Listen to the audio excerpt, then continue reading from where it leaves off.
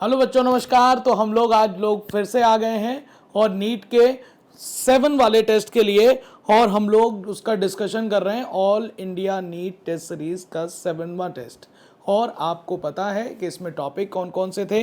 Topic है आपके पास cell cycle, cell division, photosynthesis in higher plants और उसके साथ साथ बायोमोलिक्यूल्स। चलिए शुरू करते हैं। और आज के पेपर का पहला क्वेश्चन क्या है, तो क्वेश्चन है आपके पास 91, और 91 पर हम लोग चलते हैं। देखिए लिखा हुआ है, which of the following statement regarding enzymes is incorrect. Incorrect आपको स्टेटमेंट बताना है बेटा, किसके रिगार्डिंग? एंजाइम्स के रिगार्डिंग। देखिए लिखा हुआ है, enzymes are biocatalyst that speed up biochemical reaction. बिल्कुल, ये बायोकैटलिस्ट आपके पास रेट ऑफ रिएक्शन को बढ़वा देते हैं, एक्टिवेशन एनर्जी को कम कराकर। देखिए दूसरा लिखा है, enzyme get consume during the reaction and are not reusable. ये बात गलत है, एंजाइम रिएक्शन के दौरान यूज नहीं होते बेटा, और आपके पास दोबारा रीयूजेबल होते हैं। फिर लिखा, each enzyme are specific to a particular substrate. ये बात सही है, हर एंजाइम के लिए पर्टिकुलर सबस्ट्रेट है, उसी को प्रोडक्ट में बदलेगा। और फिर लिखा है, enzyme lowers the activation energy of reaction. ये वाली बात सही है। तो आपको गलत जवाब 91 का निकालना था, सेकंड आ गया है। और आपको यहां पर जो इसकी डिटेल है वो मिलेगी एनसीईआरटी 1 के पेज नंबर 115 पर। ठीक है बेटा, चलिए अगला क्वेश्चन देख लेते हैं। अगला क्वेश्चन है हमारे पास, अगला क्वेश्चन है कि if a peptide contains 6 amino acid. आपके पास एक पेप्टाइड चेन है जिसमें 6 अमीनो एसिड है। कितने अमीनो एसिड है? 6। और 6 अमीनो एसिड की चेन है। तो वो पूछना चाह रहा है आपसे कि भैया यहां पर कितने, ईच अमीनो एसिड का मॉलिक्यूलर वेट क्या है? 150। हर किसी का मॉलिक्यूलर वेट क्या दिया है? 150। Then find out the number of peptide bond and molecular weight of peptide.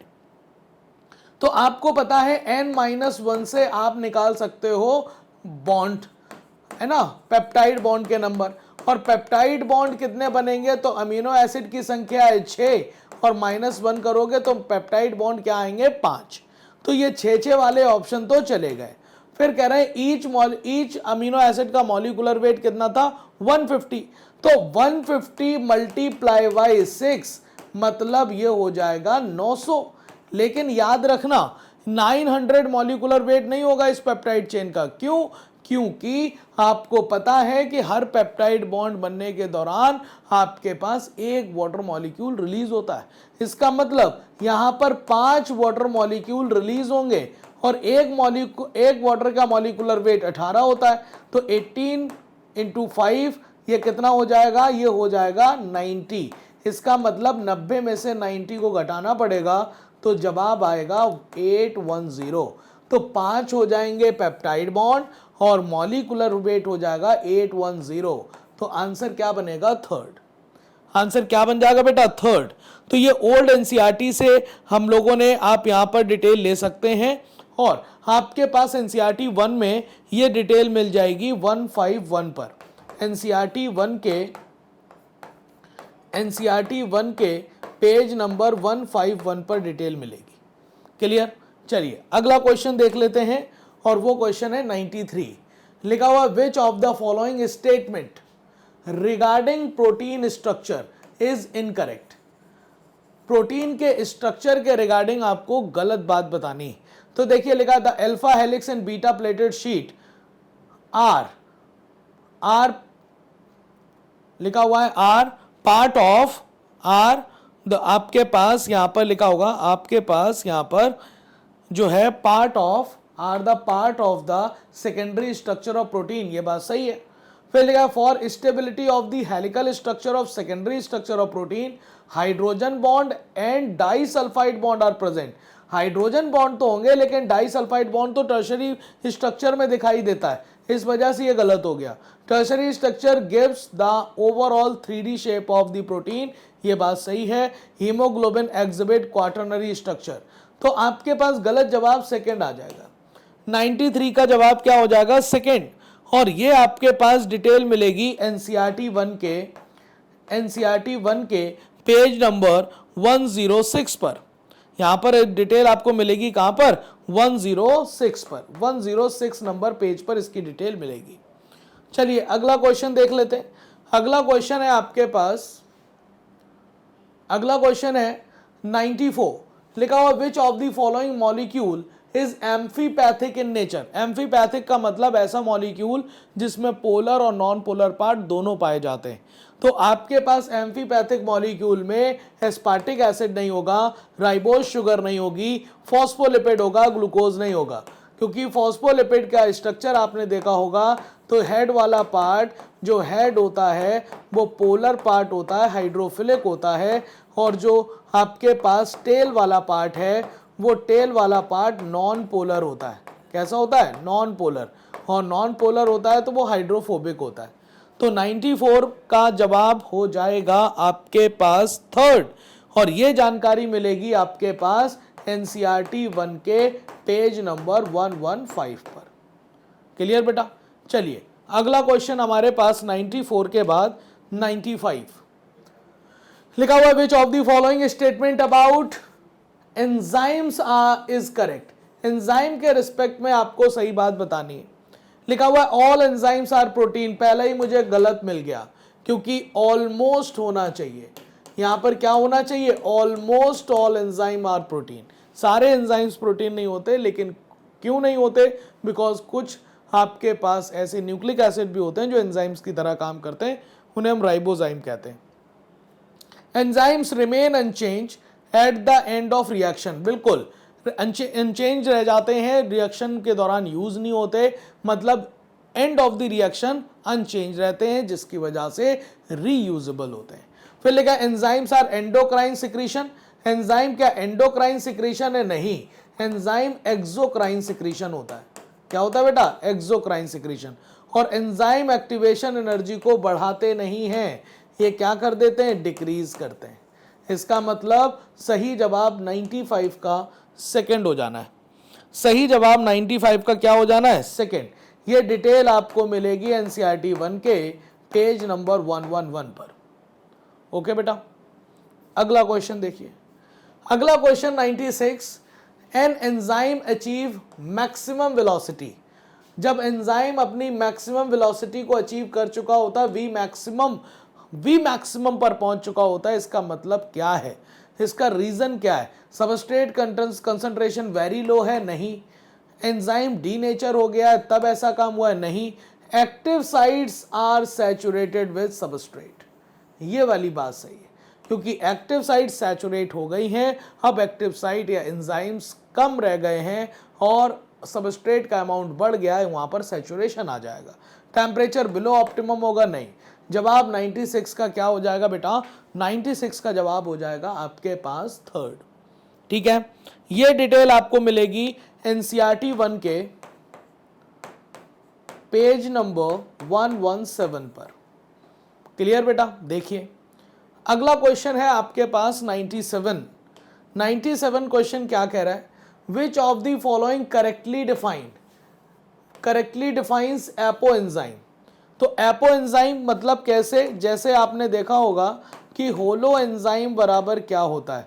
Holo enzyme बराबर होता है एपो एंजाइम मतलब प्रोटीन पार्ट प्लस कोफैक्टर। क्या बोला? कोफैक्टर। इसका मतलब आपको अगर एपो एंजाइम बताना है तो एपो एंजाइम बराबर क्या हो जाएगा? तो आप होलो एंजाइम से कोफैक्टर को क्या कर दीजिए? रिमूव कर दीजिए। ठीक, तो आपका क्या बन जाएगा? एपो एंजाइम प्रोटीन वाला पार्ट बन जाएगा।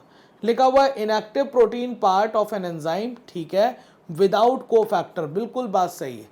फिर लिखा complete enzyme with its cofactor, no. फिर लिखा है non protein organic apo enzyme protein part होता है, नो। हाँ, substrate with bind with enzyme, इसे हम एपो एंजाइम कहते हैं, नहीं। तो आपके पास एपो एंजाइम क्या होगा? 97 का जवाब हो जाएगा फर्स्ट, और ये डिटेल है आपके पास एनसीईआरटी 1 के पेज नंबर 110 पर। क्लियर बेटा? अगला क्वेश्चन हम लोग देख ले रहे हैं। अगला क्वेश्चन है आपके पास 97 के बाद 98। 98 क्वेश्चन क्या कह रहा है? Which of the following polysaccharides is unbranched and does not give iodine test. कौन सा पॉलीसेकेराइड ऐसा है जो अनब्रांच है और आयोडीन टेस्ट नहीं देता। तो आयोडीन टेस्ट आपको सेलुलोज नहीं देता, ना ही वो कॉम्प्लेक्स हेलिसेस बनाता है और ना ही वो ब्रांच होता है। तो ग्लाइकोजन आयोडीन टेस्ट देता है, रेड कलर देता है, स्टार्च भी देता है, आपके पास आयोडीन टेस्ट ब्लू कलर देता है, सेलुलोज नहीं देता, है ना। सेलुलोज आयोडीन टेस्ट नहीं देता, तो आंसर आपके पास क्या हो जाएगा, सेलुलोज, क्योंकि ये आयोडीन टेस्ट नहीं देता। 98 का जवाब क्या हो जाएगा आपके पास, थर्ड। एनसीईआरटी के 1 के पेज नंबर 117 पर ये डिटेल आपको मिलेगी। क्लियर। अगला क्वेश्चन देख लेते हैं। अगला क्वेश्चन है आपके पास 99, लिखा हुआ है which class of enzyme catalyzes joining of two molecules using energy from ATP। भाई साहब, दो कंपाउंड्स के बीच में, दो मॉलिक्यूल्स के बीच में बॉन्ड बनाने वाले की क्लास लाइगेज होती है ना। ये लाइगेज नहीं, हाइड्रोलेज नहीं, आइसोमरेज नहीं, कौन सी होगी, लाइगेज। आपको पता है पहली क्लास ऑक्सीडो रिडक्टेज, दूसरी ट्रांसफरेज, तीसरी हाइड्रोलेज, चौथी लाइगेज, पांचवी ligase, sorry isomerase and then ligase. तो आपको ये बात याद रखनी चाहिए, ठीक है। तो आपके पास ये हो जाएगा 99 का फर्स्ट जवाब। और 99 का फर्स्ट जवाब है, तो आपको पता है ये कहाँ पर दिया हुआ है, ये जो आपके पास क्लास दी गई तो वो आपको एनसीईआरटी 1 के पेज नंबर 151 पर इसकी डिटेल मिलेगी। अगला क्वेश्चन देख लेते हैं। अगला क्वेश्चन देख लेते हैं। लिखा हुआ है कि phosphodiester bond in DNA occurs between. Phosphodiester bond कहाँ पाए जाते हैं, आपको पता है कि न्यूक्लियोटाइड, जब दो न्यूक्लियोटाइड आपस में बॉन्ड बनाते हैं तो एक तो आपके पास शुगर अपने फॉस्फेट अपने शुगर के 5वें कार्बन से, जबकि दूसरा आपके पास अनदर न्यूक्लियोटाइड के 3rd कार्बन से एक OH बॉन्ड आपस में आकर, दो OH बॉन्ड आपस में आकर वाटर मॉलिक्यूल रिलीज करते हैं। दैट्स वाई वहाँ पर फिर से एक बनता है POC बॉन्ड, मतलब फॉस्फोडाइस्टर बॉन्ड। जब न्यूक्लिक एसिड की बात की जाती है तो वहाँ पर 3-5 फॉस्फोडाइस्टर बॉन्ड बनता है। क्लियर। तो ये phosphodiester bond sugar and nitrogenous base के बीच है, नहीं। फॉस्फेट एंड नाइट्रोजनस बेस के बीच में नहीं। ये 3-OH of the sugar and 5th phosphate of next, है ना, ये वाली बात सही है। 2 नाइट्रोजनस बेस के बीच में नहीं। इसी को हम कहते हैं 3-5 फॉस्फोडाइएस्टर बॉन्ड। क्या कहते हैं, फॉस्फोडाइएस्टर बॉन्ड। क्लियर बेटा। तो ये आपको जानकारी जो मिलेगी 100वें क्वेश्चन की, वो जानकारी मिलेगी ओल्ड एनसीईआरटी के पेज नंबर 147 पर। कौन से पर, 147 पर ये डिटेल आपको मिल जाएगी। क्लियर बेटा। अगला क्वेश्चन देख लीजिए 101। क्वेश्चन क्या कह रहा है, which of the following elements is not commonly found in protein. Protein में इन जनरल कौन सा एलिमेंट आपको देखने को नहीं मिल रहा। कार्बन होगा, सल्फर भी देखने को मिल सकता, हाइड्रोजन भी, क्योंकि आपको पता है कार्बन, हाइड्रोजन, ऑक्सीजन, नाइट्रोजन, इससे मिलकर बनते हैं आपके पास मेनली अमीनो एसिड, और कुछ में इन सम आपको सल्फर भी देखने को मिल सकता है। लेकिन कभी भी फॉस्फोरस आपको किसी भी न्यूक्लिक एसिड, किसी भी आपके पास प्रोटीन में देखने को नहीं मिलता। तो जवाब आपके पास 101 का क्या बन जाएगा, 101 का बन जाएगा 3rd, ठीक है। और ये आपको डिटेल कहाँ मिलेगी, ये मिल जाएगी एनसीईआरटी 1 के पेज नंबर 109 पर। चलिए अगला क्वेश्चन देख लेते हैं। अगला क्वेश्चन है 102। लिखा हुआ है glycine, collagen, adenosine sulphate, water, sodium, calcium, insulin, cellulose, starch, inulin, ribose और plasmid is the given example how many belongs to acid soluble pool. Acid soluble pool हम किसे कहते हैं, फिल्ट्रेट को कहते हैं। और फिल्ट्रेट में आता कौन कौन है, ऐसे ऑर्गेनिक कंपाउंड आते हैं जिनका 1000 डाल्टन से मॉलिक्यूलर वेट कम होता है। ऐसे ऑर्गेनिक कंपाउंड आते हैं जिनका मॉलिक्यूलर वेट कम होता है, किससे, 1000 डाल्टन से। और तीसरा आपके पास इनऑर्गेनिक एलिमेंट और कंपाउंड यही आ जाते हैं। इनऑर्गेनिक एलिमेंट एंड कंपाउंड कहाँ जाते हैं, यहीं पर। तो आपके पास ग्लाइसिन आ जाएगा एसिड सॉल्युबल पूल में, कोलेजन प्रोटीन है वो इनसॉल्युबल पूल में आएगा, एडेनोसिन आ जाएगा न्यूक्लियोसाइड है, सल्फेट, वाटर, सोडियम, कैल्शियम आ जाएगा, इंसुलिन प्रोटीन है नहीं आएगा, सेलुलोज पॉलीसेकेराइड है ये एसिड इनसॉल्युबल पूल में आएगा, स्टार्च भी पॉलीसेकेराइड है एसिड इनसॉल्युबल पूल में, इनुलिन भी पॉलीसेकेराइड है तो आपके पास एसिड इनसॉल्युबल पूल में, राइबोज ये आ जाएगा, और प्लाज्मिड डीएनए होता है तो nucleic acid comes under acid insoluble pool. इसका मतलब कितनी बातें सही हुई, 1 2 3 4 5 6 एंड देन 7। हाँ, जवाब आपके पास क्या बनेगा, 102 का बनेगा थर्ड। और ये आपको डिटेल कहाँ मिलेगी, एनसीईआरटी 1 के पेज नंबर 109 पर। ठीक है बेटा, अगला क्वेश्चन हम लोग लेकर चल रहे हैं 103 पर। देखिए क्या लिखा है, finds the correct matching. Correct match आपको बताना है regarding secondary metabolites. Secondary metabolite के रिगार्डिंग आपको गलत बात बतानी है या सही बात बतानी है। एल्कोलॉइड्स, मॉर्फिन आता है, कोडीन आता है, एल्कोलॉइड्स में स्पाइसेस नहीं आते। पॉलीमर, सेलुलोज आएगा, गम आ जाएगा, रबर आ जाएगा, ये तो मुझे सेकंड सही लग रहा है। ड्रग में विनब्लास्टिन, करक्यूमिन, रिसिन, तो विनब्लास्टिन और करक्यूमिन तो आता है लेकिन ड्रग में रिसिन नहीं आता। रिसिन और एब्रिन टॉक्सिन होते हैं। पिगमेंट में कैरोटिनॉइड आ जाएगा, एंथोसाइनिन आ जाएगा, लेकिन सेकेंडरी मेटाबोलाइट के तौर पर पिगमेंट्स में क्लोरोफिल नहीं आएगा, जो सेकेंडरी मेटाबोलाइट्स के बारे में बोल रहे हैं। तो आंसर आपके पास 103 का सेकंड हो जाएगा। 103 का आंसर क्या बन जाएगा, सेकंड। और ये डिटेल आपको मिल जाएगी एनसीईआरटी 1 के पेज नंबर 106 पर। तो अगला क्वेश्चन देख लेते हैं हम लोग। अगला क्वेश्चन है 104। कह रहे हैं if elemental analysis is performed on both living tissue and earth crust, which statement is most accurate. कौन सा स्टेटमेंट ज्यादा सही है।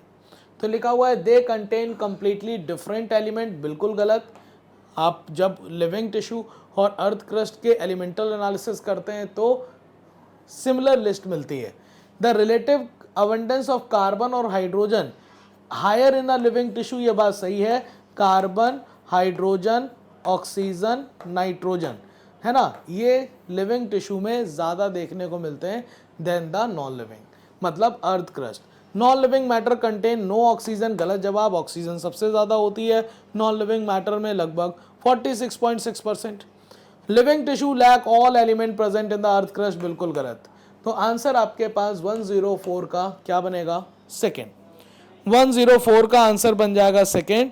और ये आपको डिटेल मिलेगी एनसीईआरटी 1 के पेज नंबर 115 पर। ठीक है, अगला क्वेश्चन देख लेते हैं। 105 लिखा हुआ है enzymes lowers the activation energy of biochemical reaction. बिल्कुल, एंजाइम जो होते हैं एक्टिवेशन एनर्जी को कम करके रेट ऑफ रिएक्शन को बढ़वा देते हैं। और रीजन में लिखा है enzyme act as a genetic material in cell, ये बात बिल्कुल गलत है क्योंकि almost all enzyme are protein, और जो जेनेटिक मटेरियल के तौर पर काम करते हैं वो आपके न्यूक्लिक एसिड होते हैं। असर्शन सही है और रीजन गलत है, तो 105 का आंसर क्या बनेगा, सेकंड बन जाएगा। और ये डिटेल आपको एनसीईआरटी 1 के पेज नंबर 108 पर मिलेगी बेटा। ठीक है, अगले क्वेश्चन की तरफ हम लोग चल रहे हैं और अगला क्वेश्चन है 106। कह रहे हैं choose the correct statement. Correct statement आपको चूज करना है और आपके पास लिखा है all strictly macromolecule in living systems are polymer, बिल्कुल बात सही है। हमने जितने भी बायो मैक्रोमोलिक्यूल देखे हैं वो एक तरह के बायोपॉलीमर ही होते हैं, तभी हमने कहा उनका मॉलिक्यूलर वेट 10,000 डाल्टन से भी ज़्यादा होता है। लेकिन यहाँ पर लिपिड का नाम नहीं लेंगे क्योंकि लिपिड स्ट्रिक्टली बायो मैक्रोमोलिक्यूल नहीं है और उसका मॉलिक्यूलर वेट 800 डाल्टन से भी ज़्यादा नहीं होता।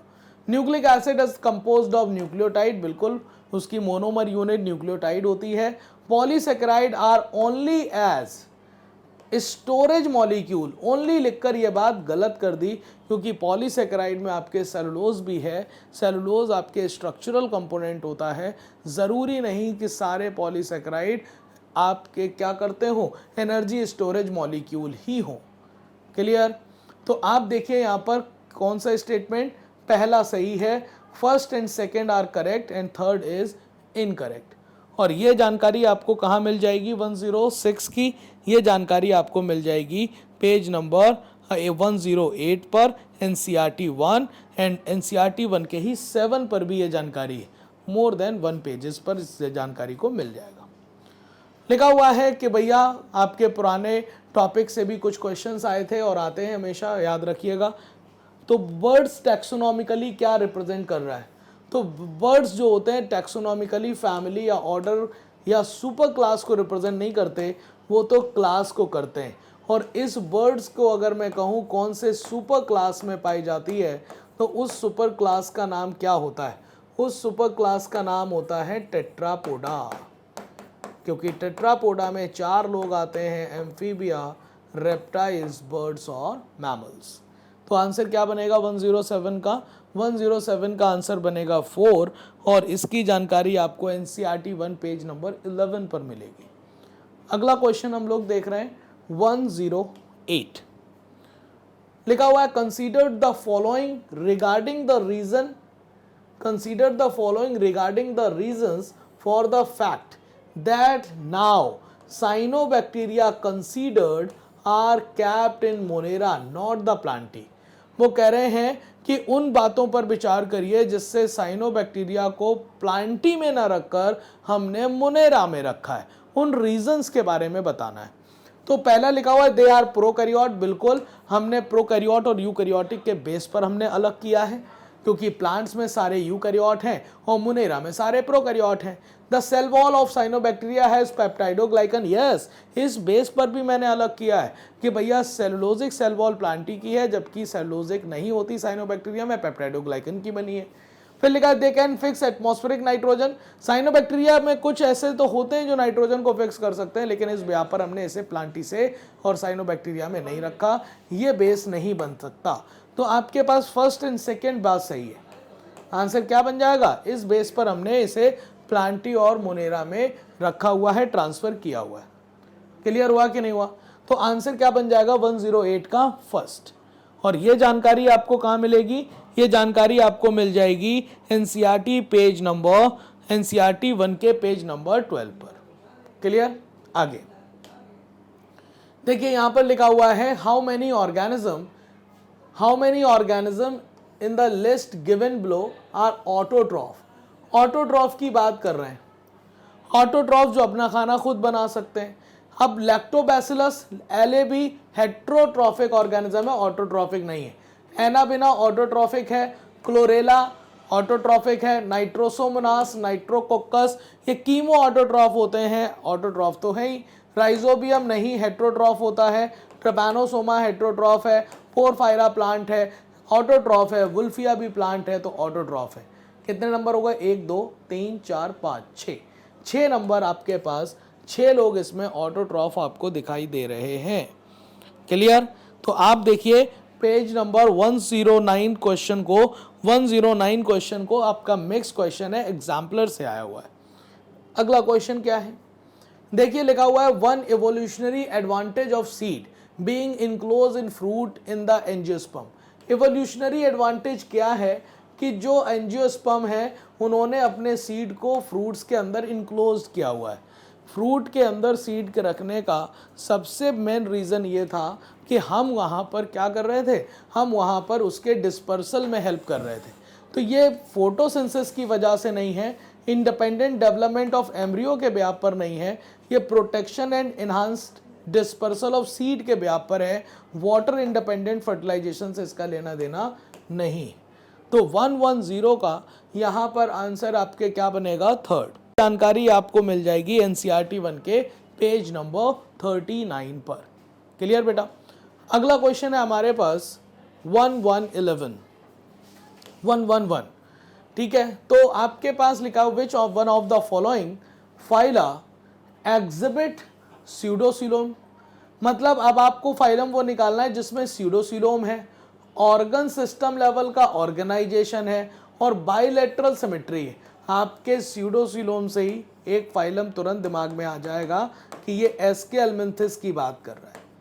किसकी बात कर रहा है? एस्केल्मिंथिस की। तो ये एनेलिडा नहीं, आर्थ्रोपोडा नहीं और आपके पास प्लेटी नहीं, क्योंकि एस्केल्मिंथिस का दूसरा नाम नेमेटोडा भी होता है। तो आपके पास आंसर क्या बनेगा? थर्ड।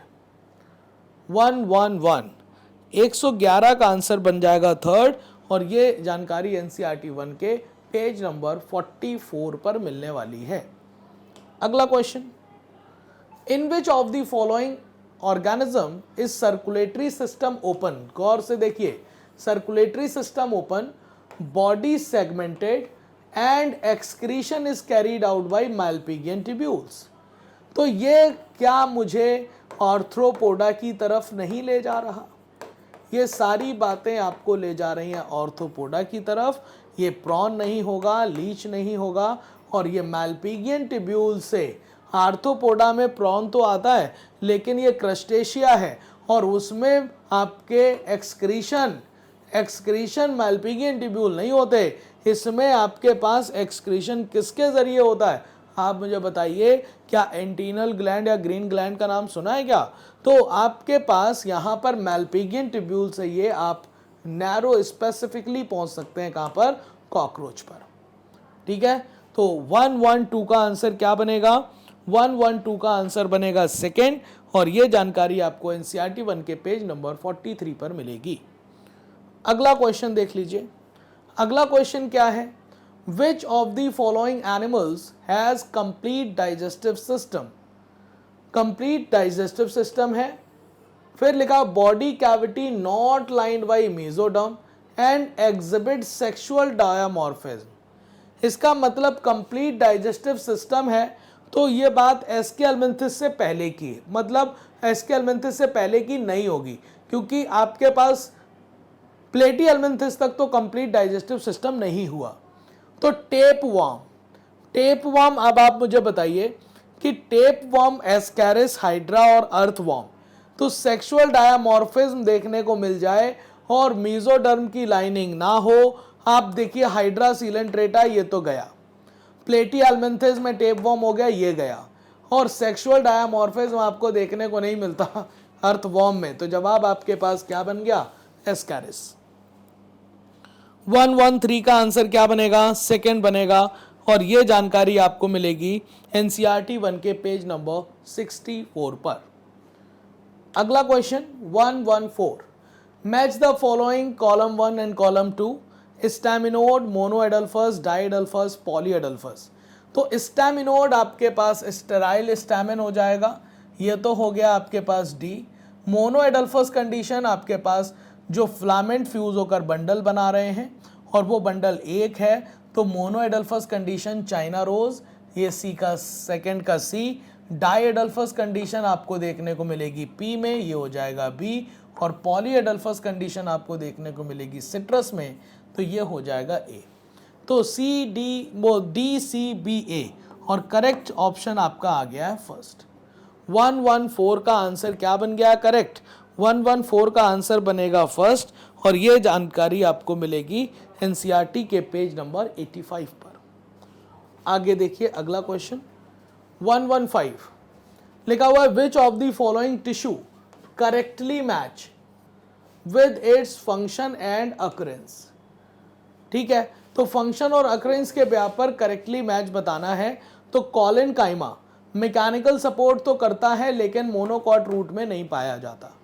जाइलम पैरेन्काइमा फूड के कंडक्शन में हेल्प नहीं करता। ट्रैकीड्स वाटर कंडक्शन में हेल्प करता है और देखने को मिल जाता है टेरिडोफाइट्स में। कंपेनियन सेल एंजियोस्पर्म में एब्सेंट नहीं होते। दैट्स वाई 115 का आंसर क्या बनेगा? थर्ड। 115 का आंसर बनेगा थर्ड। और ये ओल्ड एनसीईआरटी के 1 के पेज नंबर 113 पर आपको इसकी डिटेल मिल जानी है। अगला क्वेश्चन बेटा 116, चलिए देखते हैं। लिखा हुआ है कि विच one of the following statement about cockroach digestive system is correct. आपको कॉकरोच के रिस्पेक्ट में आपको बताना है करेक्ट बात, वो भी किससे रिलेटेड, डाइजेस्टिव सिस्टम से रिलेटेड। हेपेटिक सीका रिलीज करते हैं डाइजेस्टिव एंजाइम को इनटू द क्रॉप, ये वाली बात गलत है भाई, क्योंकि आपके पास ये डाइजेशन वाला प्रोसेस आपके कहाँ हो रहा है, डाइजेशन एब्जॉर्प्शन मिड गट में, तो क्रॉप में तो स्टोरेज ऑफ फूड होता है। लिखा हुआ था Malpighian tubule are connected to the foregut, नहीं, मेल्पिगियन ट्यूब्यूल मिडगट और हाइंड गट के जंक्शन पर पाए जाते हैं। फिर लिखा है गिजार्ड हेल्प करते हैं grinding of food with its chitinous teeth, 6 cuticular teeth पाए जाते हैं आपके पास गिजार्ड में, जिसका दूसरा नाम प्रोवेंट्रिकुलस होता है, ये बात बिल्कुल सही है। Salivary gland open into the midgut, no. आपके पास यहां पर जवाब क्या आ जाएगा, 116 का थर्ड, 116 का आंसर क्या बन जाएगा, थर्ड। और ये एनसीईआरटी 1 के पेज नंबर 72 से डिटेल ली गई है बेटा। अगला क्वेश्चन हम लोग देखते हैं 117 क्वेश्चन क्या कह रहा है, in frog the oxygenated and deoxygenated blood are. तो ऑक्सीजनेटेड और डीऑक्सीजनेटेड ब्लड जो होता है कंप्लीटली सेपरेट होता है due to the 3 chambered heart, completely separated नहीं होता, मिक्सिंग ऑफ ब्लड आपको देखने को मिलती है। सर ये मिक्सिंग ऑफ ब्लड कहाँ देखने को मिलेगी, क्योंकि इसके पास 3 चैम्बर्ड हार्ट होते हैं, तो एक वेंट्रिकल पाया जाता है, 2 ऑरिकल, तो इस वेंट्रिकल में मिक्सिंग ऑफ ब्लड होता है, सेकेंड हो गया। फिर लिखा pumped separately through the sinus venosus, no, और separated through the presence of spiral wall in ventricle, नहीं। तो जवाब आपके पास 117 का सेकेंड हो जाना है। और इसकी डिटेल आपको 117 के सेकेंड वाली डिटेल आपको कहाँ मिलेगी, एनसीईआरटी के पेज नंबर आपको मिल जाएगी, इसकी डिटेल आपको मिलेगी, इसकी डिटेल एनसीईआरटी 1 के पेज नंबर 72 पर। चलिए अगला क्वेश्चन देख लेते हैं। अगला question 118, which of the following organelles originated via endosymbiosis and still remain on own circular DNA and 70s ribosome।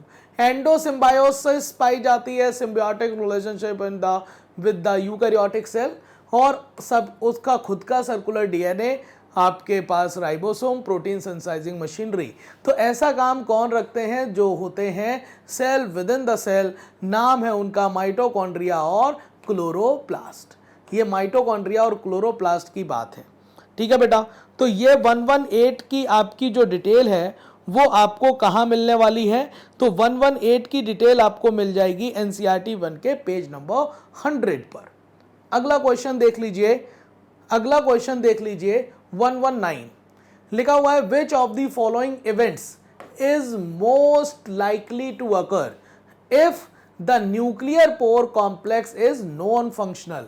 कह रहे हैं कि अगर न्यूक्लियस में न्यूक्लियर पोर फंक्शनल ना हो तो क्या क्या हो सकता है। तो आपके पास क्या होगा, तो डीएनए रेप्लिकेशन रुक जाएगा, नो, डीएनए रेप्लिकेशन होगा। MRNA can not exit the nucleus, ये बात सही है, क्या एमआरएनए आपके न्यूक्लियस से बाहर नहीं आ पाएगा, प्रोटीन न्यूक्लियस से बाहर से बनकर अंदर नहीं आ पाएगी।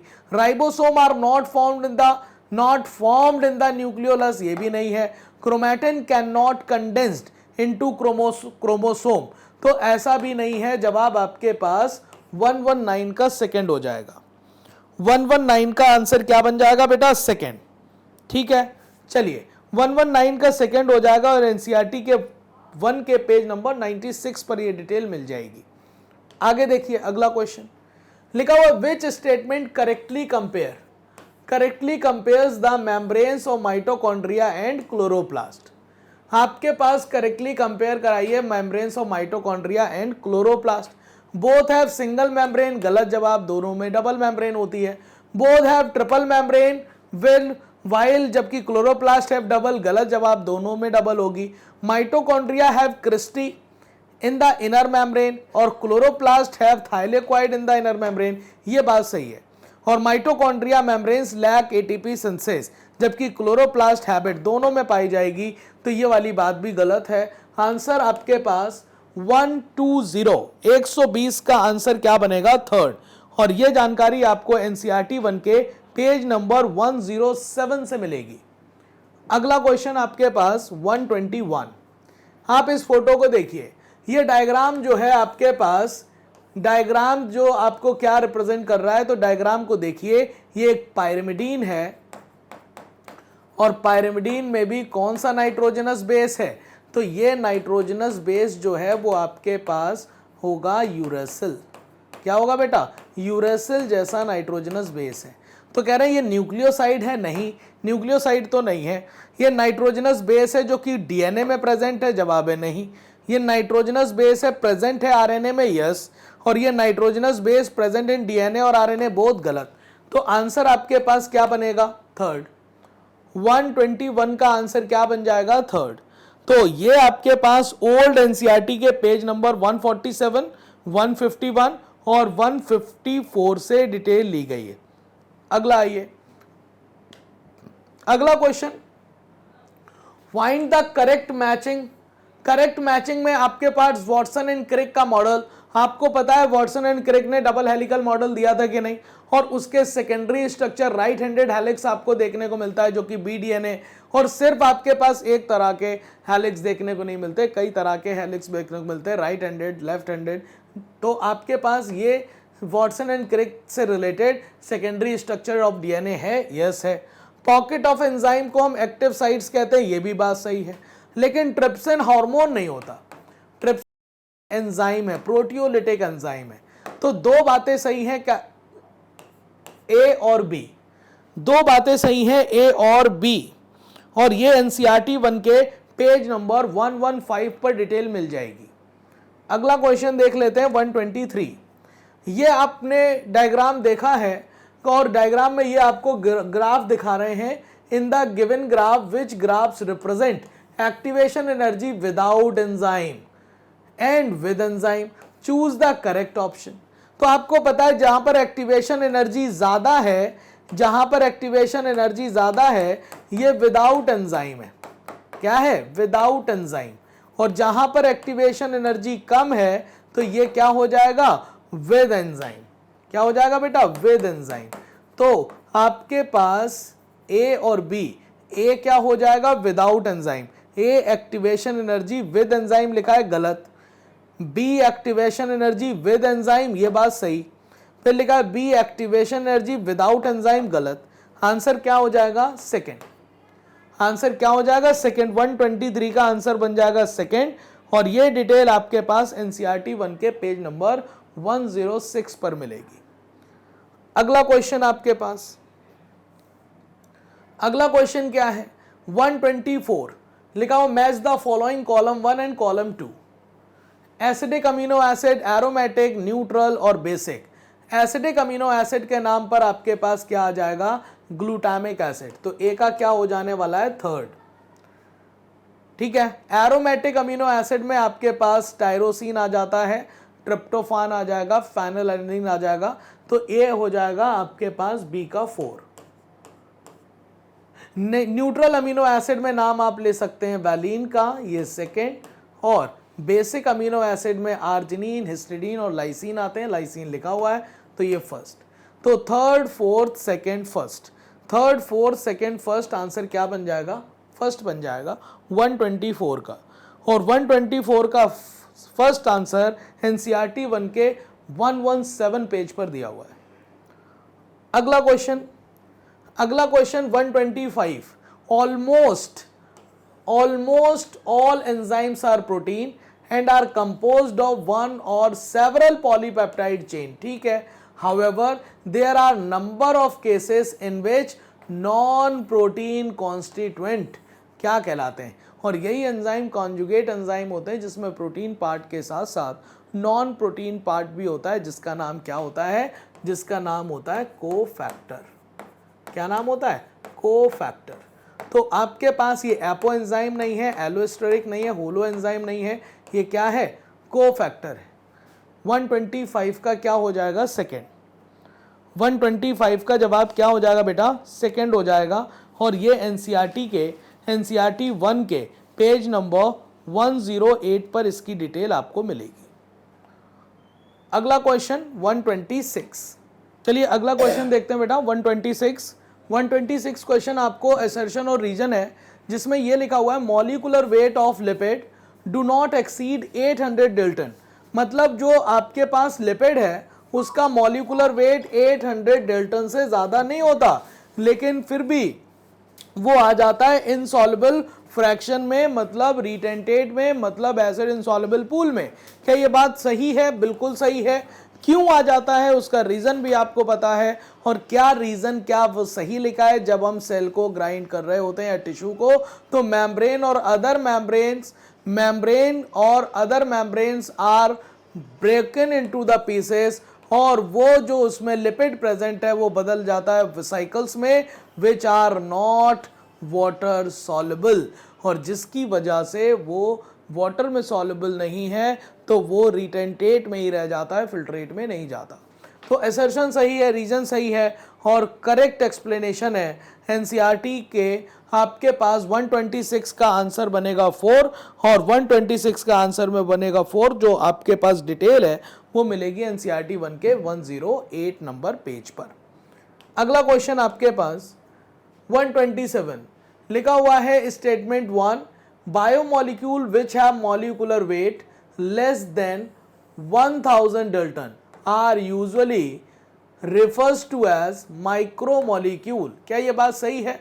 बिल्कुल बात सही है। ऐसे ऑर्गेनिक बायोमोलिक्यूल जिनका मॉलिक्यूलर वेट 1000 डाल्टन से ज्यादा होता है उन्हें हम बायो माइक्रोमोलिक्यूल कहते हैं। स्टेटमेंट 2 कह रहा है, protein, nucleic acid, polysaccharide and lipid have molecular wait in the range of 10,000 Dalton और उसके अबव। तो चूंकि प्रोटीन के लिए बात सही है, न्यूक्लिक एसिड और पॉलीसेकेराइड के लिए बात सही है, लेकिन लिपिड स्ट्रिक्टली बायोमैक्रोमोलिक्यूल नहीं है और उसका मॉलिक्यूलर वेट 1000 डाल्टन से तो ज़्यादा छोड़ो, वो तो 800 डाल्टन से भी ज़्यादा नहीं होता। तो स्टेटमेंट दूसरा वाला गलत हो गया। Statement 1 is correct and second is incorrect. Answer क्या बन जाएगा 127 का सेकेंड, और ये डिटेल आपको मिल जाएगी एनसीईआरटी 1 के पेज नंबर 107 पर। अगला देखिए, आप इन डायग्राम्स को देखिए, डायग्राम ए और बी क्या रिप्रेजेंट कर रहे हैं। तो आपको ये बात दिख रही होगी, ये राइबोज शुगर है, और शुगर में भी आपके पास दूसरे कार्बन पर देखिए OH दिख रहा है, तो 100% ये शुगर है, और शुगर में कौन सी? Ribose sugar. फॉर्मूला C5H10O5, और ये आपके पास नाइट्रोजनस बेस है, और नाइट्रोजनस बेस आपके पास सब्सटीट्यूटेड पैरामिडीन है, और ये आपका यूरेसिल है। यूरेसिल आपको कहाँ देखने को मिलेगा? आरएनए में। तो ये ए राइबोज है, दूसरा यूरेसिल है। ए फ्रक्टोज, ग्लूकोज और राइबोज, और दूसरा प्यूरिन नहीं है। दैट्स वाई आंसर आपका 128 का क्या बन जाएगा? फर्स्ट। 128 का आंसर बनेगा फर्स्ट, और ओल्ड एनसीईआरटी के 150, 151 और न्यू एनसीईआरटी के पेज नंबर 112 पर इसकी डिटेल दी गई है। आगे हम लोग लेकर चल रहे हैं अगला क्वेश्चन 129। 129 क्वेश्चन देखिए, which of the following statement is are correct. Correct statement निकालना है। देखा, tertiary structure is necessary for biological activity of protein. बिल्कुल बात सही है, क्योंकि ये 3D स्ट्रक्चर है, और जब आपस में वो प्रोटीन की चेन फोल्ड होती हैं तो क्रिविसेस या पॉकेट्स बनती हैं, जिसे हम एक्टिव साइट्स कहते हैं, और उसी एक्टिव साइट्स में सबस्ट्रेट बाइंड करता है और प्रोडक्ट्स में बदलता है। Nucleic acid exhibit wide variety of secondary structures, ये बात भी सही है बिल्कुल। Haemoglobin is an example of quaternary structure, ये भी बात सही है। क्वाटरनरी स्ट्रक्चर मतलब आपके पास इसमें जो स्ट्रक्चर्स हैं उसमें जो यूनिट्स होती हैं, टर्शरी स्ट्रक्चर्स की यूनिट आपकी प्लेट्स में या स्फीयर में अरेंज होती हैं, और 4 पॉलीपेप्टाइड चेन से मिलकर बने होगा, है ना। मल्टीमेरिक प्रोटीन भी है, और जिसमें 2 अल्फा चेन और 2 बीटा चेन होती है।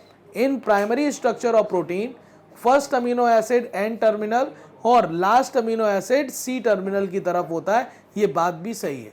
सारी बातें बिल्कुल सही हैं, तो आंसर बनेगा 4, 1 2 3 4। 129 का आंसर बन जाएगा 4, और एनसीईआरटी 1 के पेज नंबर 117 पर इसकी डिटेल मिलेगी। अगला क्वेश्चन देख ले रहे हैं 130। Select the option which is not correct with respect to cofactor. कौन सी बात करेक्ट नहीं है कोफैक्टर के रिस्पेक्ट में? लिखा हुआ है, catalytic activity is lost when the cofactor is remove from the enzyme. बिल्कुल बात सही है कि अगर हम एंजाइम से कोफैक्टर को रिमूव कर दें तो कैटालिटिक एक्टिविटी क्या हो जाती है? लॉस हो जाती है। Cofactor play a crucial role in the catalytic activity of enzyme. ये बात सही है भैया, क्रूशियल रोल प्ले कर रहा है, जैसे आप उसे हटाओगे तो उसकी एक्टिविटी लॉस हो जाती है। 3 काइंड्स ऑफ कोफैक्टर में be identified, prosthetic group, apoenzyme नहीं होता, मेटालाइन होता है, दैट्स वाई ये थर्ड ऑप्शन गलत है। 3 kinds of cofactor identified, prosthetic, coenzyme and metal ion. इसका मतलब इनकरेक्ट मुझे निकालना है, तो 130 का आंसर क्या बन जाएगा, थर्ड। और इसकी डिटेल मिलेगी एनसीईआरटी 1 के पेज नंबर 108 पर। अगला क्वेश्चन देख लीजिए। अगला क्वेश्चन है 131।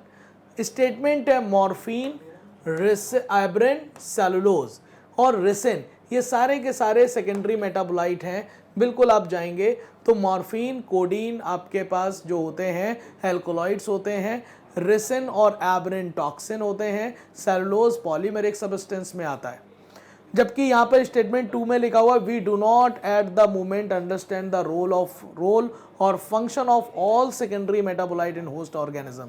तभी हमने इन्हें सेकेंडरी मेटाबोलाइट बोला है बेटा। होस्ट ऑर्गेनिज्म में जिसमें ये बन रहे हैं, फंजाई, प्लांट्स और माइक्रोबियल सेल्स में, उनमें इनका आइडेंटिफिएबल रोल या डायरेक्ट रोल उनकी फिजियोलॉजी में समझ नहीं आता, हालांकि इकोलॉजिकल रोल ज़रूर होता है। ये दोनों स्टेटमेंट बिल्कुल सही हैं। Statement 1 and 2 are correct. तो आंसर क्या बन जाएगा, 131 का आंसर बनेगा 4। ठीक है, और ये डिटेल आपको मिलेगी एनसीईआरटी 1 के पेज नंबर 110 पर। अगला क्वेश्चन देख लो। अगला क्वेश्चन क्या है, वो है 132। लिखा हुआ है cellulose can not hold iodine. क्यों नहीं होल्ड कर सकता, बिल्कुल नहीं करेगा, क्योंकि ना वो ब्रांच है ना हेलिकल है, तो आयोडीन को होल्ड नहीं कर सकता। और आयोडीन को होल्ड नहीं करेगा तो आयोडीन टेस्ट नहीं देता सेलुलोज। तो उसका रीज़न क्या लिखा हुआ है, cellulose does not contain complex helices. बिल्कुल बात सही है, तो असर्शन सही है, रीज़न सही है और करेक्ट एक्सप्लेनेशन भी आपको दिखाई दे रहा है। तो 132 का आंसर बन जाएगा 4। ये आपको एनसीईआरटी 1 के पेज नंबर 105 पर इसकी डिटेल मिल जाएगी। अगला क्वेश्चन देख लेते हैं 133। Given below are 2 statement. Statement 1 कह रहा है इनऑर्गेनिक कंपाउंड जैसे कि sulphate, phosphate etcetera never seen in the acid soluble fraction. Never seen लिखा हुआ है, गलत हो गया। बिल्कुल ये आपके पास इनऑर्गेनिक एलिमेंट आपके एसिड सॉल्युबल फ्रैक्शन में ही आएंगे। Carbon and hydrogen is the higher in any living organism than the earth crust. सही बात, हमने कहा कार्बन भी, हाइड्रोजन, ऑक्सीजन, नाइट्रोजन। क्लियर, तो ये आपके पास दोनों बातें सही हैं। और सही हैं तो आप बताइए कि आपका एक नहीं, पहला स्टेटमेंट गलत है, दूसरी स्टेटमेंट सही है। तो आप बताइए कौन सा ऑप्शन बनेगा। Statement 1 is correct, no. Statement 1 is incorrect, दूसरा करेक्ट है। आंसर 133 का थर्ड बनेगा। 133 का थर्ड बनेगा और इसकी डिटेल आपको मिलेगी एनसीईआरटी 1 के पेज नंबर 116 पर। अगला क्वेश्चन है 134। लिखा हुआ है कि ईच स्टेटमेंट, मतलब सॉरी, 2 स्टेटमेंट दिए हुए हैं। एक लिखा हुआ है each enzyme show it highest activity at optimum temperature and optimum pH. बिल्कुल बात सही है, हर एंजाइम अपनी मैक्सिमम एक्टिविटी को शो करता है ऑप्टिमम पीएच और ऑप्टिमम टेम्परेचर पर। लिखा हुआ है enzyme isolated from organism who normal live under extremely high temperature are stable and retain their catalytic power even at high temperature up to 80 to 90 degree centigrade. और इसी से हमने जो आपके 80 to 90 डिग्री सेंटीग्रेड में रहने वाले बैक्टीरिया जिसका नाम है थर्मस एक्वाटिकस, उसी से हमने निकाला है डीएनए पॉलीमरेज जिसका नाम रखा टेक पॉलीमरेज, जो हाई टेम्परेचर पर काम कर लेता है। ठीक है, तो ये दोनों स्टेटमेंट सही हैं। दोनों स्टेटमेंट सही हैं तो आंसर आपका बनेगा 4। Both statement 1 and 2 are correct. Clear, और 134 का आपके पास ये एनसीईआरटी पेज नंबर 116 पर मिल जाएगा। अगला क्वेश्चन है 135। आप देखिए 135 में ये ग्राफ आपको मिला होगा एंजाइम वाले पार्ट में। तो यहाँ पर बताइए एक्स एक्सिस में क्या है, वाई में क्या है। तो एक्स एक्सिस पर आपको दिखाई देगा, यहाँ पर आप टेम्परेचर ले लो, आप पीएच ले सकते हो, और यहाँ पर आप वाई एक्सिस पर एंजाइम की एक्टिविटी ले लोगे। एंजाइम की एक्टिविटी। इसका मतलब ये है कि एंजाइम जो होते हैं अपने मैक्सिमम आपके पास एफिशिएंसी शो करते हैं ऑप्टिमम टेम्परेचर और ऑप्टिमम पीएच पर। अगर आप उससे बढ़ाओगे या घटाओगे तो इसकी एक्टिविटी क्या करती है, डिक्रीज करती है। तो वही पूछ रहा है, if Y axis enzymatic activity show कर रही है इस ग्राफ में, देन एक्सिस एक्स एक्सिस पर क्या रिप्रेजेंट करेगा। तो वो पीएच भी कर सकता है और टेम्परेचर, दोनों का सेम ग्राफ आता है। यहाँ कंसंट्रेशन ऑफ सबस्ट्रेट की बात नहीं होती। आंसर 135 का 4 आ जाएगा। और ये डिटेल आपको मिलेगी एनसीईआरटी 1 के पेज नंबर 122 पर। कहाँ पर मिलेगी, 122 पर। तो ये थे हमारे 45 क्वेश्चन 91 से लेकर 135 तक। आई होप आपको सारे क्वेश्चंस अच्छे लगे होंगे और आपको समझ आ रहे होंगे, आपका टेस्ट अच्छा गया होगा। इसके आगे के क्वेश्चन के लिए आप स्वागत करिए सैलन सर का, और वो आपको आगे क्वेश्चन डिस्कस कराएंगे। थैंक यू सो मच बेटा। So hello everyone, now question number 136 onwards I will be discussing. Question number 91 to 135 अपने एलएस सर के साथ किए। क्वेश्चन नंबर 136 आपके सामने, विच of the following options gives the correct sequence of events during mitosis. तो mitosis में जब karyokinesis होगी तो वहां पर इवेंट्स क्या क्या होंगे। सबसे पहले प्रोफेज, फिर metaphase, then anaphase, then telophase. तो यहाँ पे सीक्वेंस वही पूछा गया है। कंडेंसेशन सबसे पहले, तो कंडेंसेशन सही है, प्रोफेज में होगा क्योंकि उससे पहले इंटरफेज होता है और इंटरफेज में जो जेनेटिक मटेरियल है वो क्रोमैटिन थ्रेड के फॉर्म में होगा। तो क्रोमोसोम जैसी विजिबिलिटी आती कंडेंसेशन के बाद। तो condensation, nuclear membrane disappear, prophase खत्म होते होते तक न्यूक्लियर मेम्ब्रेन क्या होती है, डिसअपियर हो जाती है। ये भी सीक्वेंस सही है। अरेंजमेंट एट इक्वेटर, ये कब होगा, ये मेटाफेज में होगा, तो ये भी सही है। प्रोफेज के बाद फिर metaphase. Centromere division, centromere split कर जाते हैं साइमल्टेनियसली जितने भी क्रोमोसोम्स होंगे सबके, तो ये एनाफेज में, ये भी सही है। सेग्रीगेशन, सिस्टर क्रोमैटिड्स जो होते हैं वो सेग्रीगेट हो जाएंगे माइटोसिस में। और टीलोफेज, ये टर्मिनल फेज है, तो यहाँ पर सीक्वेंस पहले में ही सही दिया हुआ है। कंडेंसेशन, क्रॉसिंग ओवर, ये क्रॉसिंग ओवर की वजह से ही गलत हो गया क्योंकि माइटोसिस के रिस्पेक्ट में पूछा गया है। यहाँ पर भी कंडेंसेशन, सेंट्रोमियर डिवीजन, कंडेंसेशन के बाद सेंट्रोमियर डिवीजन और फिर अरेंजमेंट एट इक्वेटर। तो सेंट्रोमियर डिवीजन एनाफेज में, ये मेटाफेज में, तो यहाँ पर भी सीक्वेंस गड़बड़ दिया हुआ है। और यहाँ पर क्रॉसिंग ओवर, तो ये भी गलत। तो आंसर आपका सही है फर्स्ट, और ये यहाँ पर एनसीईआरटी 1 पेज नंबर 122 से फ्रेम किया गया है। Next question 137, the sequence of events of cell cycle. तो सेल साइकिल को दो पार्ट में डिवाइड किया गया है, इंटरफेज और M phase.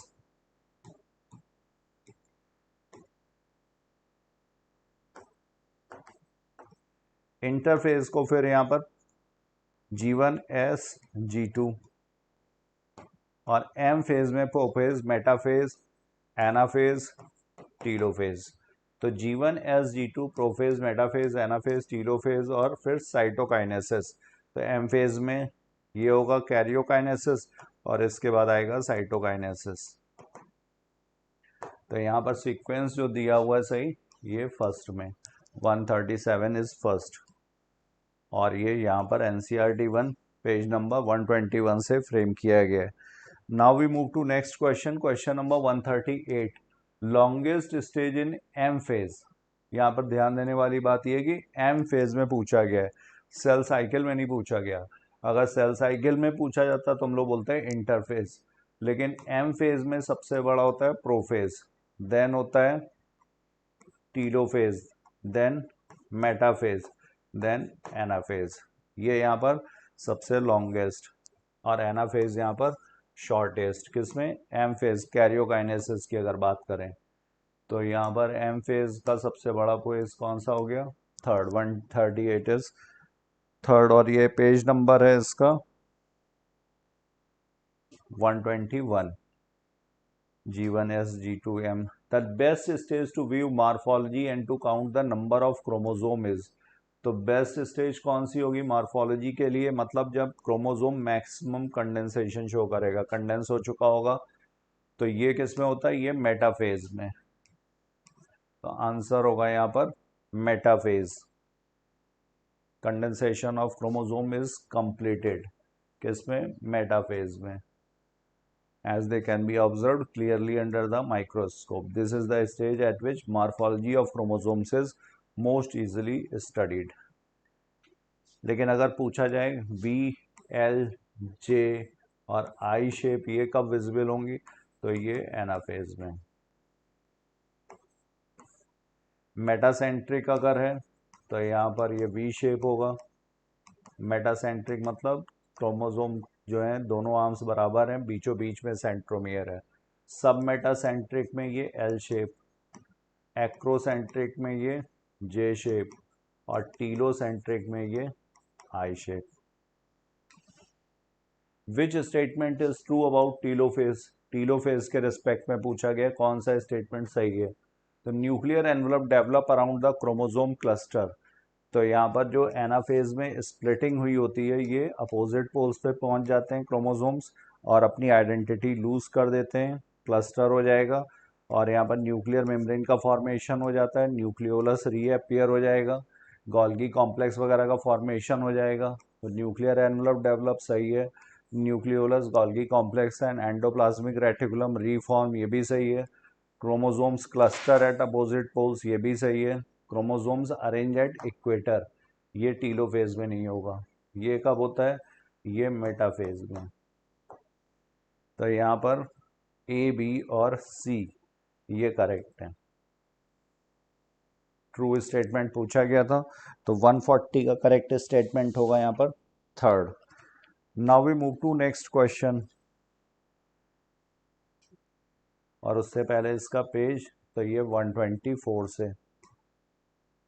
Terminalisation, synaptonemal complex, chiasmata, these terms are related to.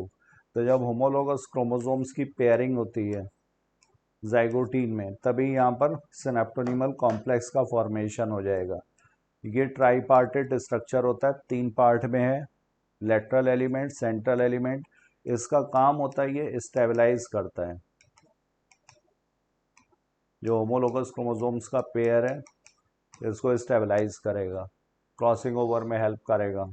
तो ये सब किससे रिलेटेड हुई, ये सब मियोसिस 1 से। जब यहाँ पे क्रॉसिंग ओवर हो चुका है, जब डिसोल्यूशन होता है, तो ये जो होमोलोगस क्रोमोसोम्स का पेयर है ये एक दूसरे से सेपरेट होने लगता है। लेकिन जहाँ पर रिकॉम्बिनेशन हो रहा था, रिकॉम्बिनेशन नोड्यूल जहाँ पे बना था, ये एक शेप स्ट्रक्चर, इसी को बोलते हैं कायस्मेटा। और इसका फिर डाइकाइनेसिस में ये टर्मिनल पोजीशन पर आ जाता है, इसको बोला जाता है टर्मिनलाइजेशन। तो ये सब किस में होगा, ये सब मियोसिस 1 में। मियोसिस 1 में टर्मिनलाइजेशन, ये डाइकाइनेसिस में। सिनेप्टोनीमल कॉम्प्लेक्स का फॉर्मेशन, ये जाइगोटीन में। और कायस्मेटा का फॉर्मेशन ये यहाँ पर डिप्लोटीन में। टर्मिनलाइजेशन डाइकाइनेसिस में। पेज नंबर है ये 126। Now next question 142, A bivalent consist of. तो बाइवैलेंट क्रोमोसोम के बेसिस पर होमोलोगस क्रोमोसोम्स का जो पेयर बनता है जाइगोटीन में, इसको बोलते हैं बाइवैलेंट। और यहाँ पर अगर क्रोमेटिड्स के बेसिस पर पूछा जाएगा तो इसी को बोला जाएगा टेट्रेड। तो इसमें कितने बाइवैलेंट में 4 क्रोमेटिड्स हुए और 2 सेंट्रोमियर। सेंट्रोमियर ये है जहाँ पर ये सिस्टर क्रोमेटिड्स जुड़े होते हैं और इनके दोनों तरफ ये काइनेटोकोर होगा। तो 4 क्रोमेटिड्स एंड 2 सेंट्रोमियर्स, आंसर सही होगा third 142। Now we move to इस पेज नंबर, ये 126 पर है, bivalent. Next, prophase of the first meiotic division is typically longer and complex. It is subdivided into 5 phases: leptotene, zygote, pachytene, diplotin and dikinesis. तो इन्हीं के respect में पूछा गया कौन सा इनकरेक्ट है। The formation of synaptonymal complex is seen during dikinesis stage, ये गलत है। synaptonymal अभी हम लोगों ने देखा था ये जाइगोटीन में पेयरिंग के वक्त होगा। Chromosome come to lie at equator during metaphase, तो ये मेटाफेज के रिस्पेक्ट में तो सही था, लेकिन यहाँ पर पूछा गया है 5 फेजेस जो हैं उनके रिस्पेक्ट में, प्रोफेज के जो प्रोफेज 1 के फेजेस हैं, तो ये भी यहाँ पर incorrect. Diplotene stage is recognise by dissolution of chiasmata, तो ये भी गलत। Diplotene stage is recognise by dissolution of synaptonemal complex.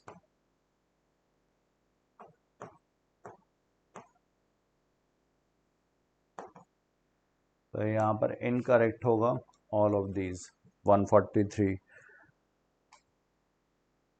ये इसका page number 126। Now next question 144। In the given diagram G1 phase, ये यहाँ पर G1, ये S और ये G2, G1 S और ये G2। In the given diagram, G1 phase is represented as the largest section of the cell cycle, और ये largest क्यों है? क्योंकि G1 involves both active growth and the longest preparation for DNA synthesis। इसके बाद आता है S phase और इसमें होता है DNA का replication। तो इससे जो रिक्वायर्ड प्रोटीन है, रेप्लिकेशन से जो भी रिक्वायर्ड प्रोटीन्स है, उन सब की सिंथेसिस किसमें होगी? G1 फेज में। तो ये लॉन्गेस्ट प्रिपरेटरी फेज है, तो ये सही है। और ये इसीलिए इसको एक्सप्लेन भी कर रहा है कि G1 phase is represented as the largest section. क्यों है? क्योंकि ये लॉन्गेस्ट प्रिपरेटरी फेज है। तो assertion and reason are correct and reason is the correct explanation also. आंसर होगा यहाँ पर 4th। Now we move to next question, और ये पेज नंबर इसका है 121।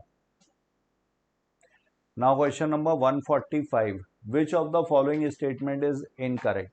इनमें से कौन सा इनकरेक्ट है? Plant cytokinesis is usually by cell plate method, तो ये सही है। प्लांट में जो सेल डिवीजन होता है वो सेल प्लेट मेथड। यहाँ पर ये वेसिकल्स आकर के अरेंज्ड होंगे जो गोल्गी कॉम्प्लेक्स और एंडोप्लाज्मिक रेटिकुलम से मिलेंगे, और इसमें जो सेल वॉल के मटेरियल है वो होते हैं सेलुलोज, हेमी सेलुलोज, पैक्टिन वगैरह, और ये सेंटर से पेरिफेरी की तरफ मूव करेंगे।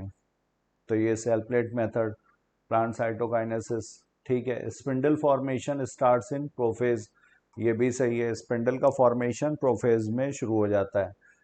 Cell plate formation starts from sides, तो ये पेरिफेरी से ना शुरू होकर के सेंटर से शुरू होता है और पेरिफेरी की तरफ जाता है, इसीलिए इसे बोला जाता है सेंट्रीफ्यूगल मेथड, जो सेल प्लेट मेथड है।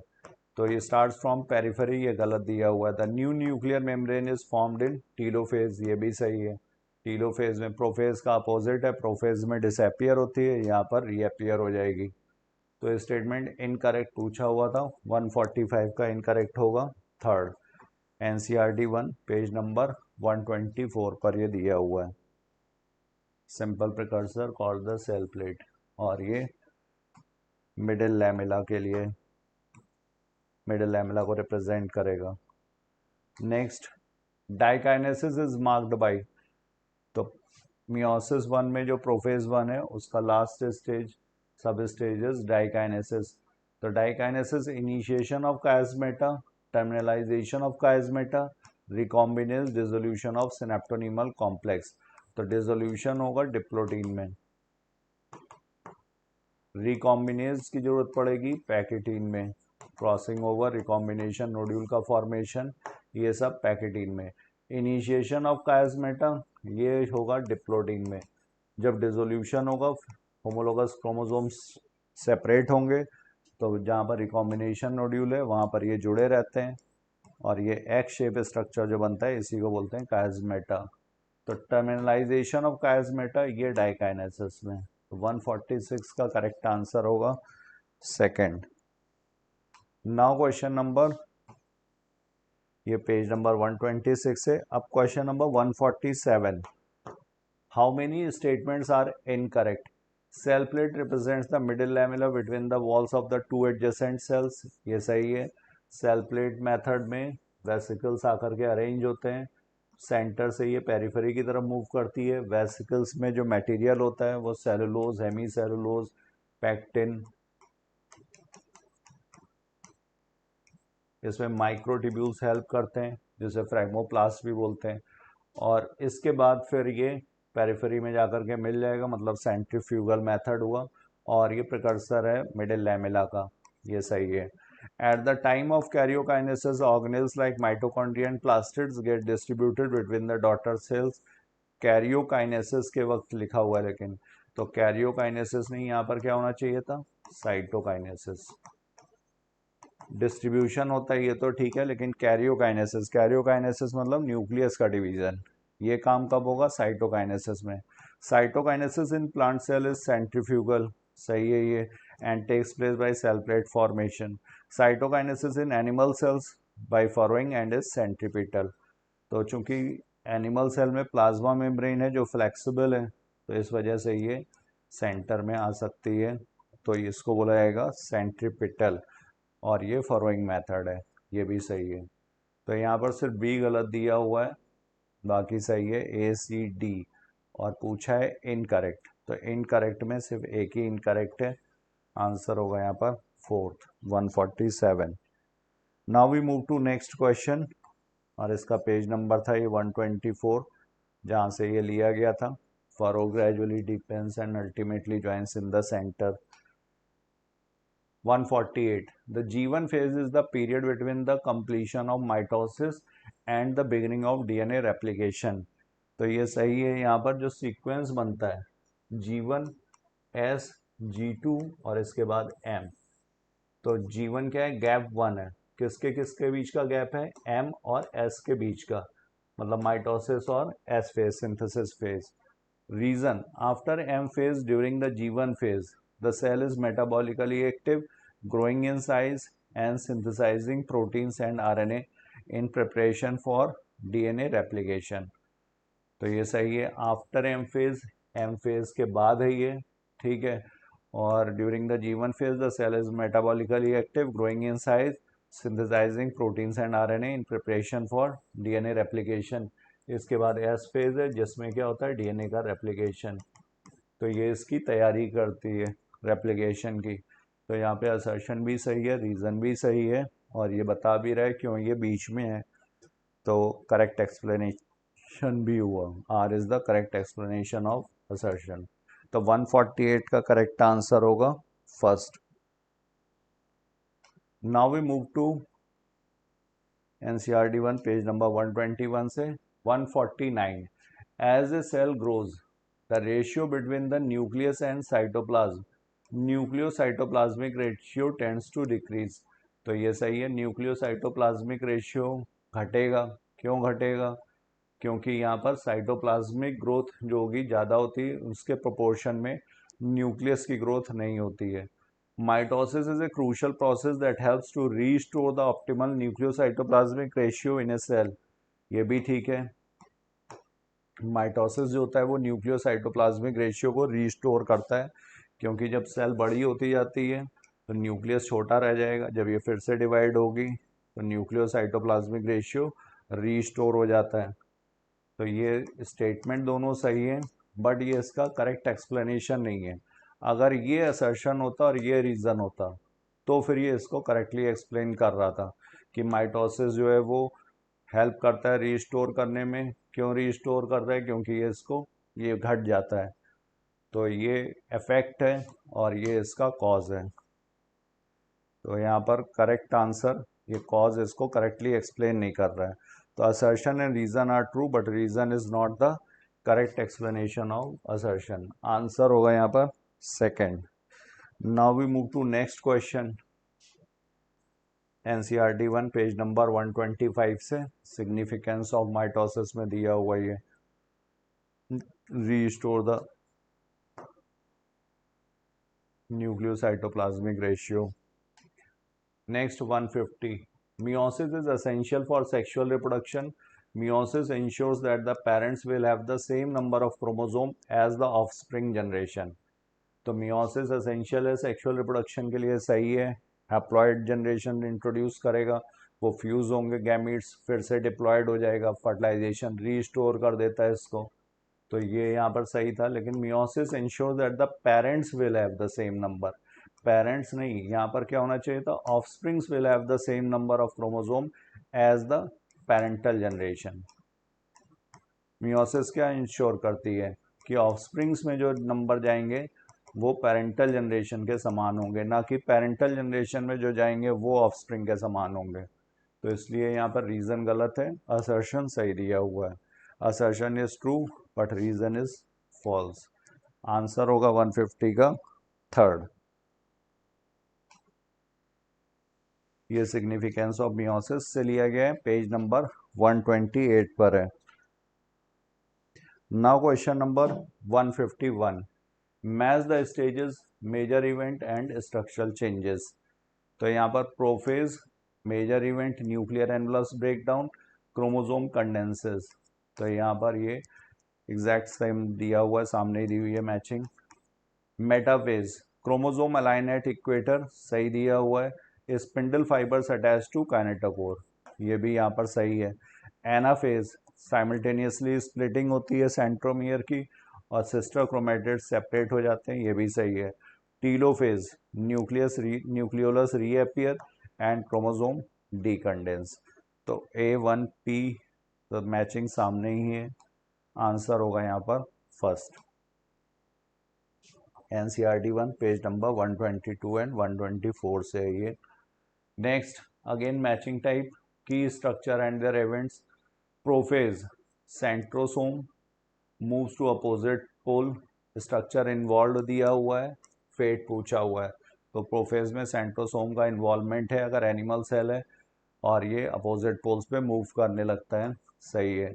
Metaphase, spindle fibres attaches to kinetochore, यहाँ पर जो प्रोटीन लाइक डिस्क होता है इससे स्पिंडल फाइबर्स जुड़े होते हैं, तो ये मेटाफेज में हो चुका होता है, सही है। Anaphase, chromatids move towards opposite pole, anaphase से स्ट्रक्चर जो इन्वॉल्व है क्रोमेटिड है। क्रोमेटिड क्या होंगे, जो ये सिस्टर क्रोमेटिड्स हैं, जब एनाफेज आएगा तो ये स्प्लिट हो जाएंगे और ये अपोजिट पोल पे मूव करने लगते हैं, तो ये भी सही है। Telophase, chromosomes decondense into chromatin.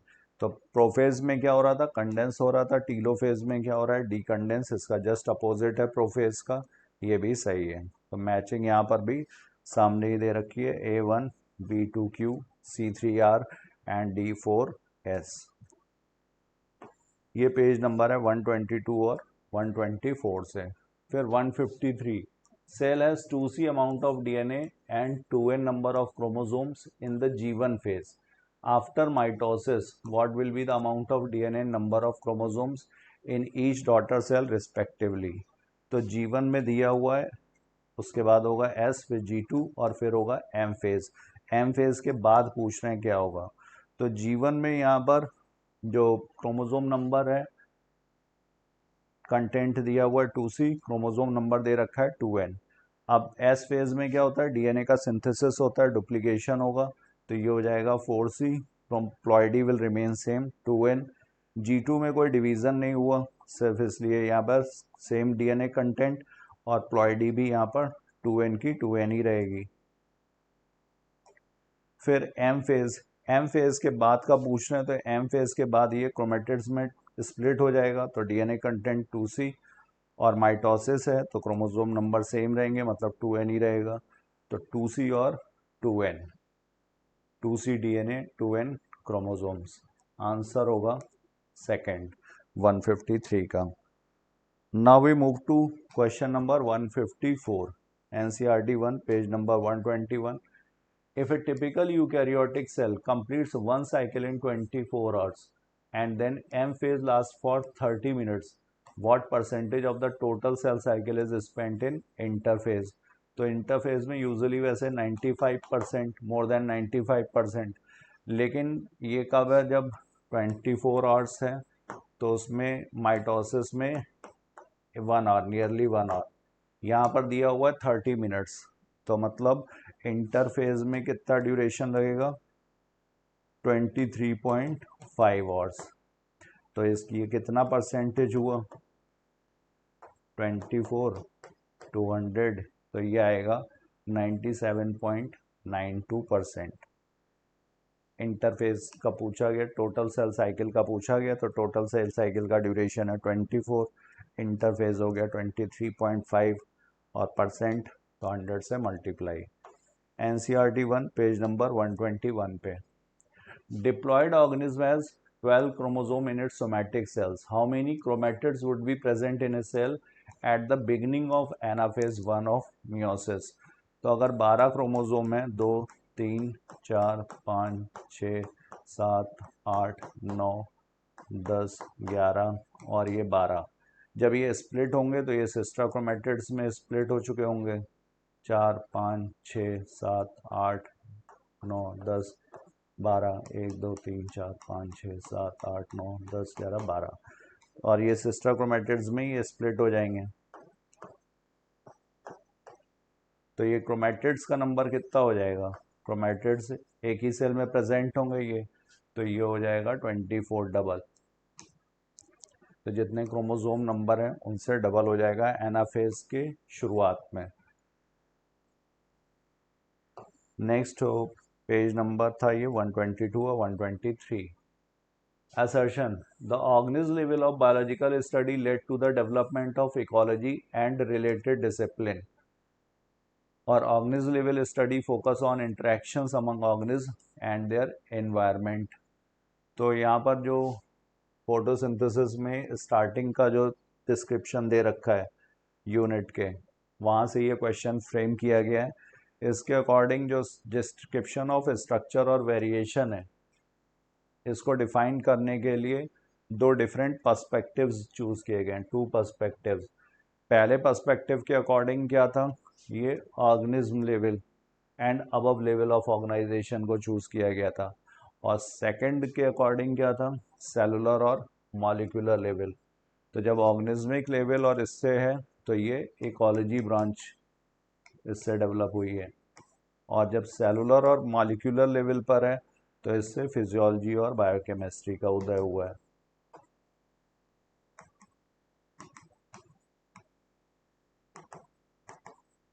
तो इसी से रिलेटेड था। तो जैसा कि 2025 में भी क्वेश्चंस पूछे गए, तो सिंह सर का इंस्ट्रक्शंस के अकॉर्डिंग ये क्वेश्चन यहाँ से फ्रेम किया गया है। तो both assertion and reason are true and reason is the correct explanation.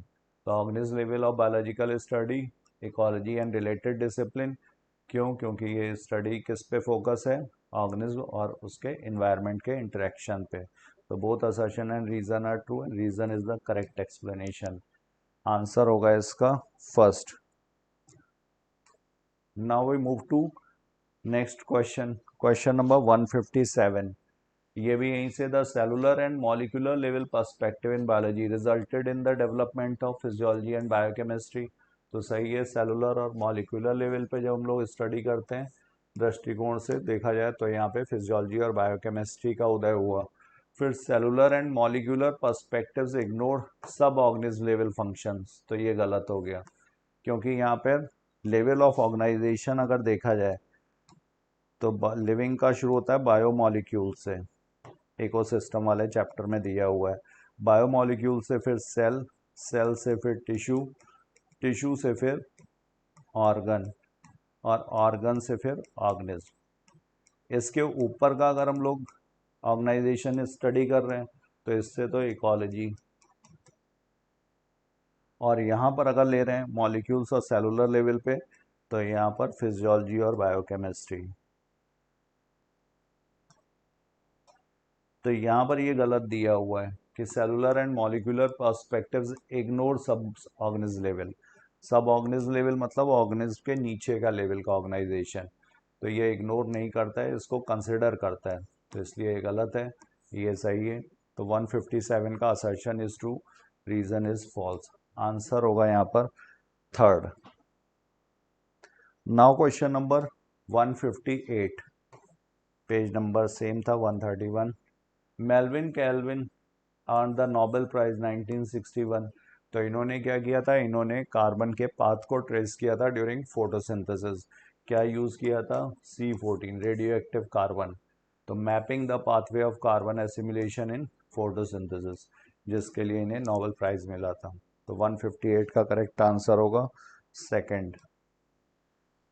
ये साइंटिस्ट के बारे में जो डिस्क्रिप्शन है, तो जैसा कि 2025 में आया है नीट में, तो वही ट्रेंड हम लोग भी फॉलो कर रहे हैं in the guidance of doctor SP. Singh sir.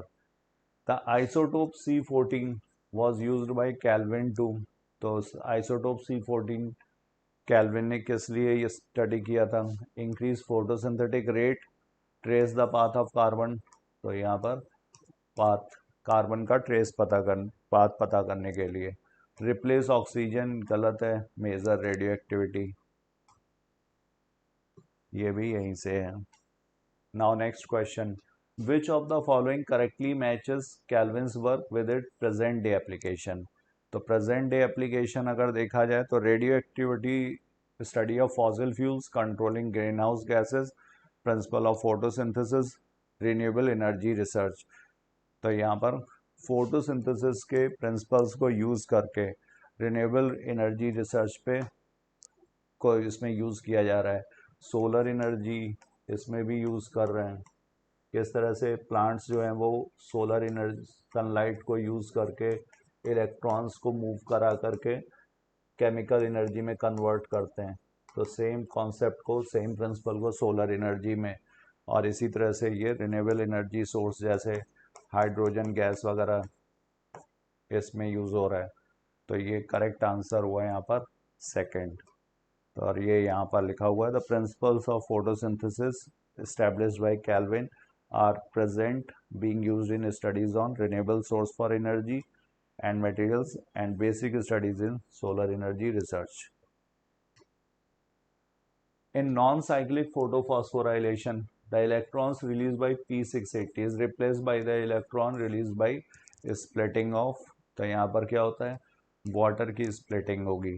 Photo system 2 से जब इलेक्ट्रॉन मूव करता है तो ये पहले प्राइमरी इलेक्ट्रॉन एक्सेप्टर फियोफाइटिन, फिर प्लास्टोक्विनोन, फिर साइटोक्रोम B6F, इसके बाद फिर प्लास्टोसाइनिन, फिर इसके बाद फोटो सिस्टम 1, और यहाँ से फिर ये आयरन सल्फर पैराडॉक्सिन FNR के थ्रू ये NADP+। तो यहाँ पर इसका जो इलेक्ट्रॉन गया है ये रिप्लेस कैसे होगा? तो H2O जो होगा ये स्प्लिट होगा, 2 एचाइन, 2 electron plus half O2।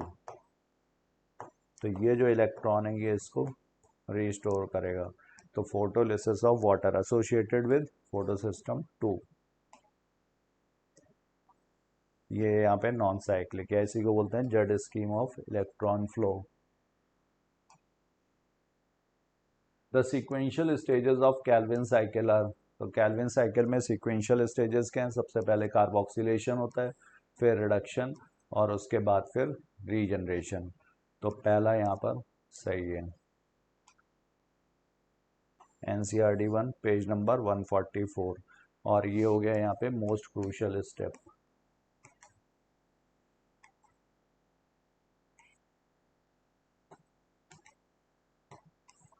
राइबोलोज 1,5 bisphosphate, ये 5 कार्बन का, 1 कार्बन का, और यह बनेगा दो मॉलिक्यूल्स 3 फॉस्फोग्लिसरिक एसिड।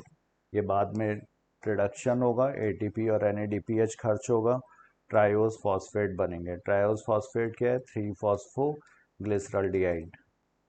इसके भी 2 मॉलिक्यूल्स, 1 कार्बन डाइऑक्साइड जब फिक्स हो रही है तब 6 टर्न होंगे, तो टोटल 12 मॉलिक्यूल्स बनते हैं, जिसमें 2 ग्लूकोज बनाने में, बाकी के 10 जो होते हैं रीजनरेशन में खर्च हो जाएंगे। What does the given diagram represent with respect to various photosynthetic process? तो यहाँ पर क्या है? साइक्लिक फोटोफॉस्फोराइलेशन, क्योंकि यहाँ पर इलेक्ट्रॉन वापस घूम करके यहीं पर आ गया फोटो सिस्टम 1 के पास, और इसमें ATP का प्रोडक्शन भी हो रहा है। तो ये साइक्लिक फोटोफॉस्फोराइलेशन, इसमें सिर्फ फोटो सिस्टम 1 पार्टिसिपेट करता है। नॉन साइक्लिक में फोटो सिस्टम 1 भी है as well as photo system 2 भी है। NCERT 1 पेज नंबर 140 पर। Identify the parts marked as A, B and C in the given diagram. तो ये एचाइन कॉन्सेंट्रेशन, ये ATP सिंथेस का ये CFO पार्ट, और ये CF1। तो यहाँ पर ये एचाइन कॉन्सेंट्रेशन कहाँ पर? ये थैलाकॉइड के ल्यूमिन में। ये यहाँ पर हमें केमी ऑस्मोटिक हाइपोथेसिस बताई गई है। तो एटीपी सिंथेस में दो कंपोनेंट्स हैं, एक CF0 एक CF1। CF0 ये कहाँ पर प्रेजेंट है, तो ये मेम्ब्रेन में धंसा हुआ है, एम्बेडेड इन द मेम्ब्रेन, और ये प्रोट्रूड करता है स्ट्रोमा में, प्रोट्रूडिंग पार्ट है, और ये थैलाकॉइड ल्यूमेन। तो पहला यहाँ पर सही दे रखा है, फर्स्ट 164। ये पेज नंबर 141 से। Next question 165, isotopes employed to study the process of photosynthesis reaction. तो आइसोटोप्स कौन से हैं, एक है C14 और एक है O18। O18 का यूज किसने किया था, ये रूबेन एंड कामेन ने किया था, कि जो ऑक्सीजन रिलीज होती है वो कहाँ से आती है, वाटर से, इसको प्रूफ करने के लिए। और C15 to trace the path of carbon, carbon assimilation in photosynthesis, ये किसने किया था, ये कैल्विन साहब ने। तो आंसर होगा यहाँ पर सेकंड, 165 NCERT 1 पेज नंबर 141 से। Now we move to next question 166, when oxygen binds to Rubisco enzyme the rate of carbon dioxide fixation। तो रुबिस्को जब ऑक्सीजनेज की तरह काम करेगा, ये डुअल एक्शन एंजाइम है, कार्बोक्सिलेज भी और ऑक्सीजनेज भी। जब ऑक्सीजनेज की तरह काम करेगा तो ये ऑक्सीजन से बाइंड होगा RUBP, और यहाँ पे बनेंगे दो प्रोडक्ट, एक होगा फॉस्फोग्लाइकोलेट, ये 2 कार्बन का है, और एक होगा फॉस्फोग्लिसरिक एसिड, ये 3 कार्बन का है। तो इसकी वजह से यहाँ पर fix carbon dioxide, fix carbon का लॉस होता है, 25% of fix carbon is lost. ATP और NADP2H की सिंथेसिस भी नहीं होगी, शुगर भी नहीं बनेगा, तो ये वेस्टफुल प्रोसेस है। तो फोटोसिंथेसिस क्या होगी, डिक्रीजेस। किस में होता है ये, C3 प्लांट्स में। 166। Now we move to next question, ये NCERT 1 page number 147, how many Calvin cycles will generate 1 molecule of glucose और हेक्सोज। तो ये यहाँ पर 6 साइकिल चाहिए, क्योंकि जब एक कार्बन डाइऑक्साइड फिक्स होती है तो इसमें 3 ATP खर्च होंगे और 2 NADP2H खर्च होते हैं और 2 ट्रायोज बनते हैं।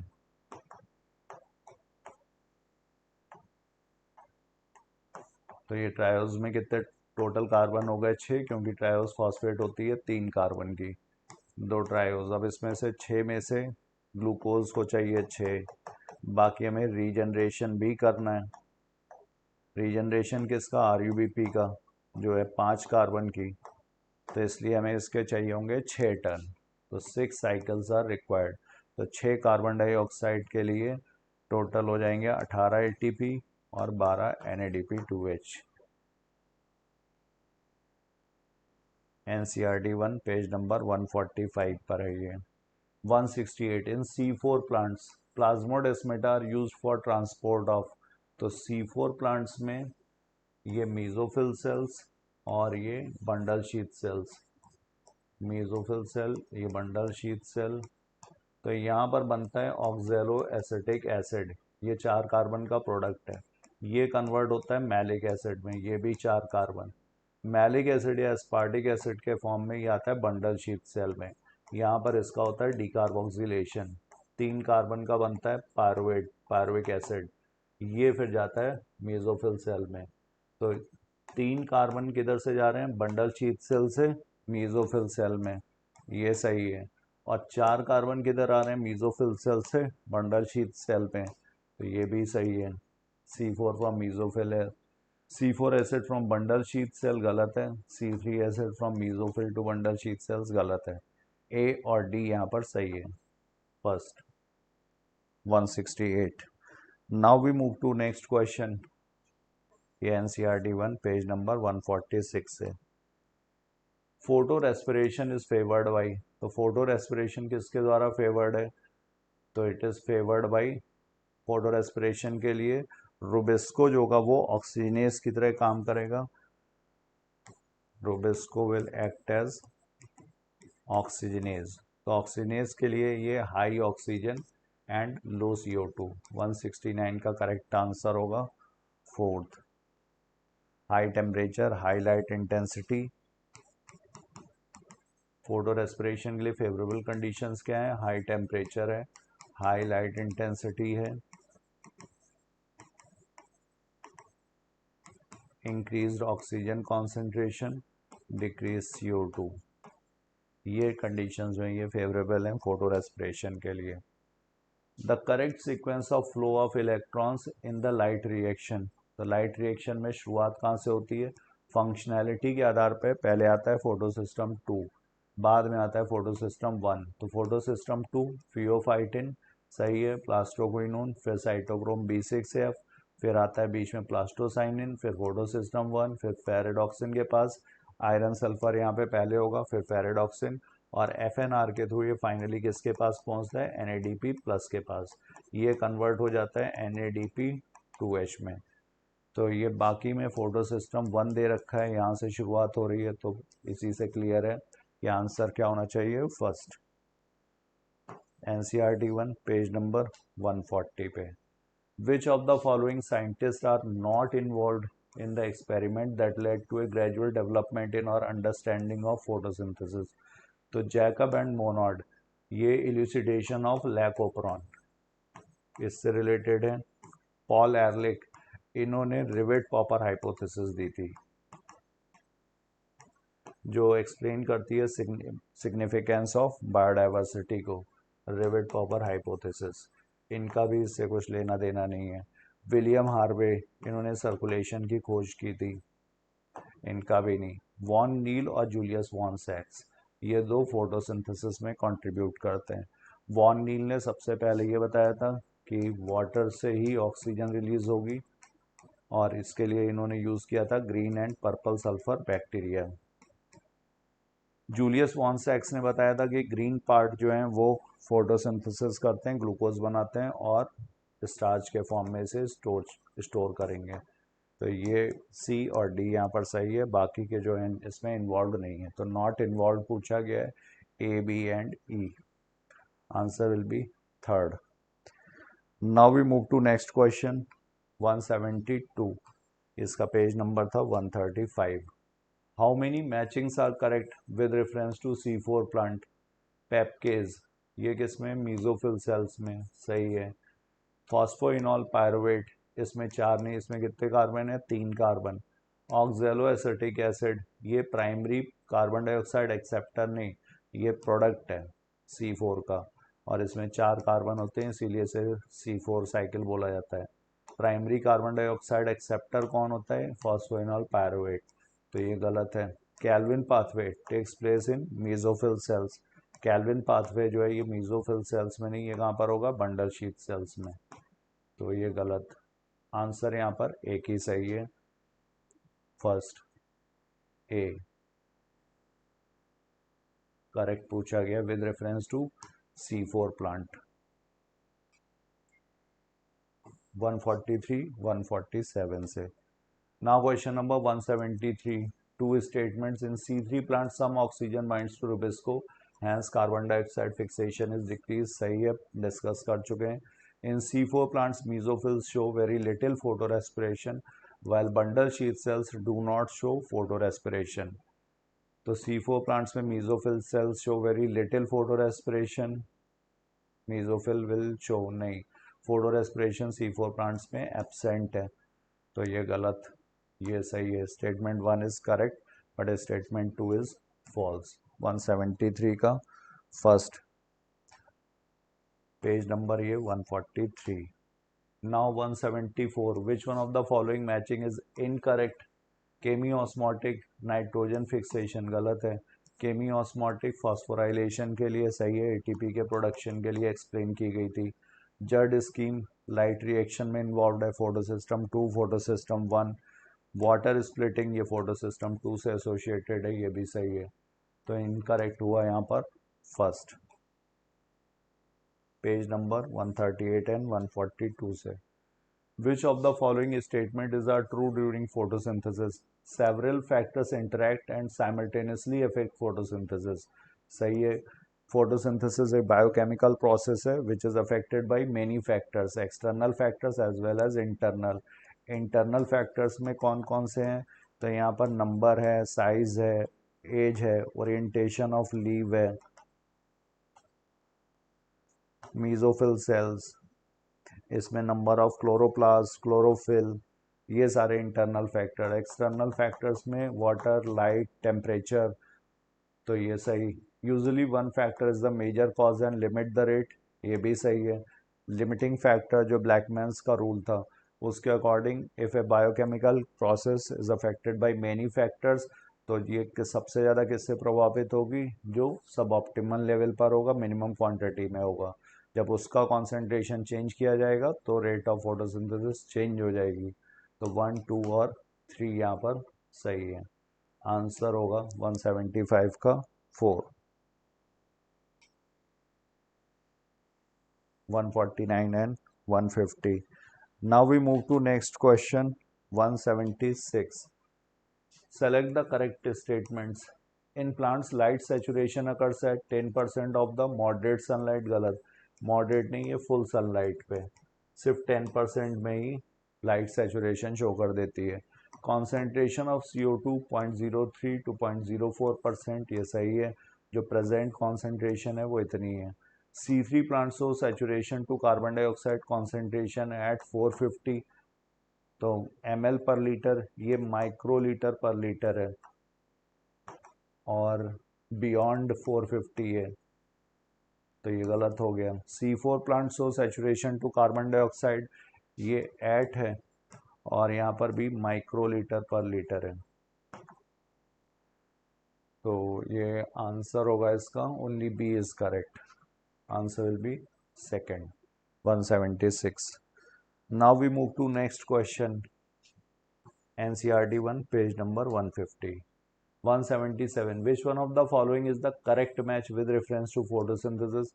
Membrane of stromal amli, both photosystem and photosystem 1 and 2 present. तो स्ट्रोमल एमली में सिर्फ फोटोसिस्टम 1 है. स्ट्रोमल एमली और ग्रैनल एमली, ये ग्रैनम, इसकी जो मेम्ब्रेन है वो ग्रैनल एमली, और जो दो ग्रैनम कनेक्ट कर रही है स्ट्रोमल एमली. तो स्ट्रोमल एमली में सिर्फ फोटोसिस्टम 1. ग्रैनल एमली जो होगी इसमें फोटोसिस्टम 1 भी है, फोटोसिस्टम 2 भी है और NADP रिडक्टेज भी है. तो ये गलत. Membrane of stromal Emily, NADP reductase absent. Stromal Emily में NADP रिडक्टेज एब्सेंट, सही है. ये NADP रिडक्टेज एब्सेंट है. ऑक्सीडेटिव फॉस्फोराइलेशन, ये क्लोरोप्लास्ट, यहाँ पर फोटोफॉस्फोराइलेशन होगा, तो करेक्ट हुआ यहाँ पर सेकेंड. 177. Page number 140. नेक्स्ट 178.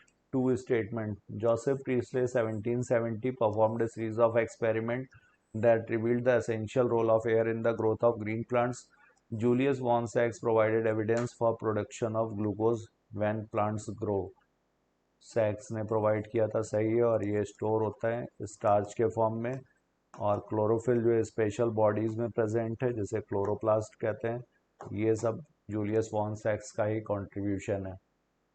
और 1774 में जोसेफ प्रीस्टले ने ऑक्सीजन की खोज भी की थी. एसेंशियल रोल ऑफ एयर का इन्होंने प्रूफ किया है, ये भी सही है. इन्होंने बताया था कि एयर जो होती है रीस्टोर करती है, जिसको माउस और बर्निंग कैंडल रिमूव कर रहे हैं, तो ये एसेंशियल रोल ऑफ एयर सही है. दोनों ही स्टेटमेंट यहाँ पर सही दिए हुए हैं. Both statement 1 and 2 are correct. Page number है ये 135. Now 179. Two statements. In the photorespiratory pathway, there is no synthesis of ATP or NADPH. The biological function of photorespiration is not known yet. तो सही है. ATP और NADPH का कोई फ़ायदा नहीं है, शुगर भी नहीं बनती है. In fact 25% of fix carbon is lost, तो ये वेस्टफुल है. अभी इसका फंक्शन नोन नहीं है, प्लांट्स के लिए किस तरह से उपयोगी है. The Calvin pathway is common to the C3 and C4 plants. ये भी सही है, दोनों में ये कॉमन होता है। इनफैक्ट कैल्विन पाथवे सभी में होगा, चाहे वो C3 हो, C4 हो या फिर कैम पाथवे फॉलो कर रहा हो। तो both statement 1 and 2 are correct. 179। Now question number 178 के बाद 179 के बाद 180। Two statements, tropical plants have a higher temperature optimum than the plants adopted to temperate climate. सही है। Tropical plants C4 tropical plants जैसे हैं तो इनका टेम्परेचर ऑप्टिमम ज़्यादा होता है, 30 से 40 डिग्री सेंटीग्रेड। और जो C4 plants respond to higher temperature and show higher rate of photosynthesis while C3 plants have a much lower temperature optimum. ये भी सही है। C3 का कितना होता है, 20 से 25 डिग्री सेंटीग्रेड है टेम्परेचर ऑप्टिमम। तो ये दोनों स्टेटमेंट सही हैं, both statement 1 and 2 are correct. Answer होगा 4th। पेज नंबर है ये 147। So thank you all of you. We have covered all the questions. Thank you so much. Thank you for being with us. Keep studying, keep doing your hard work. Thank you.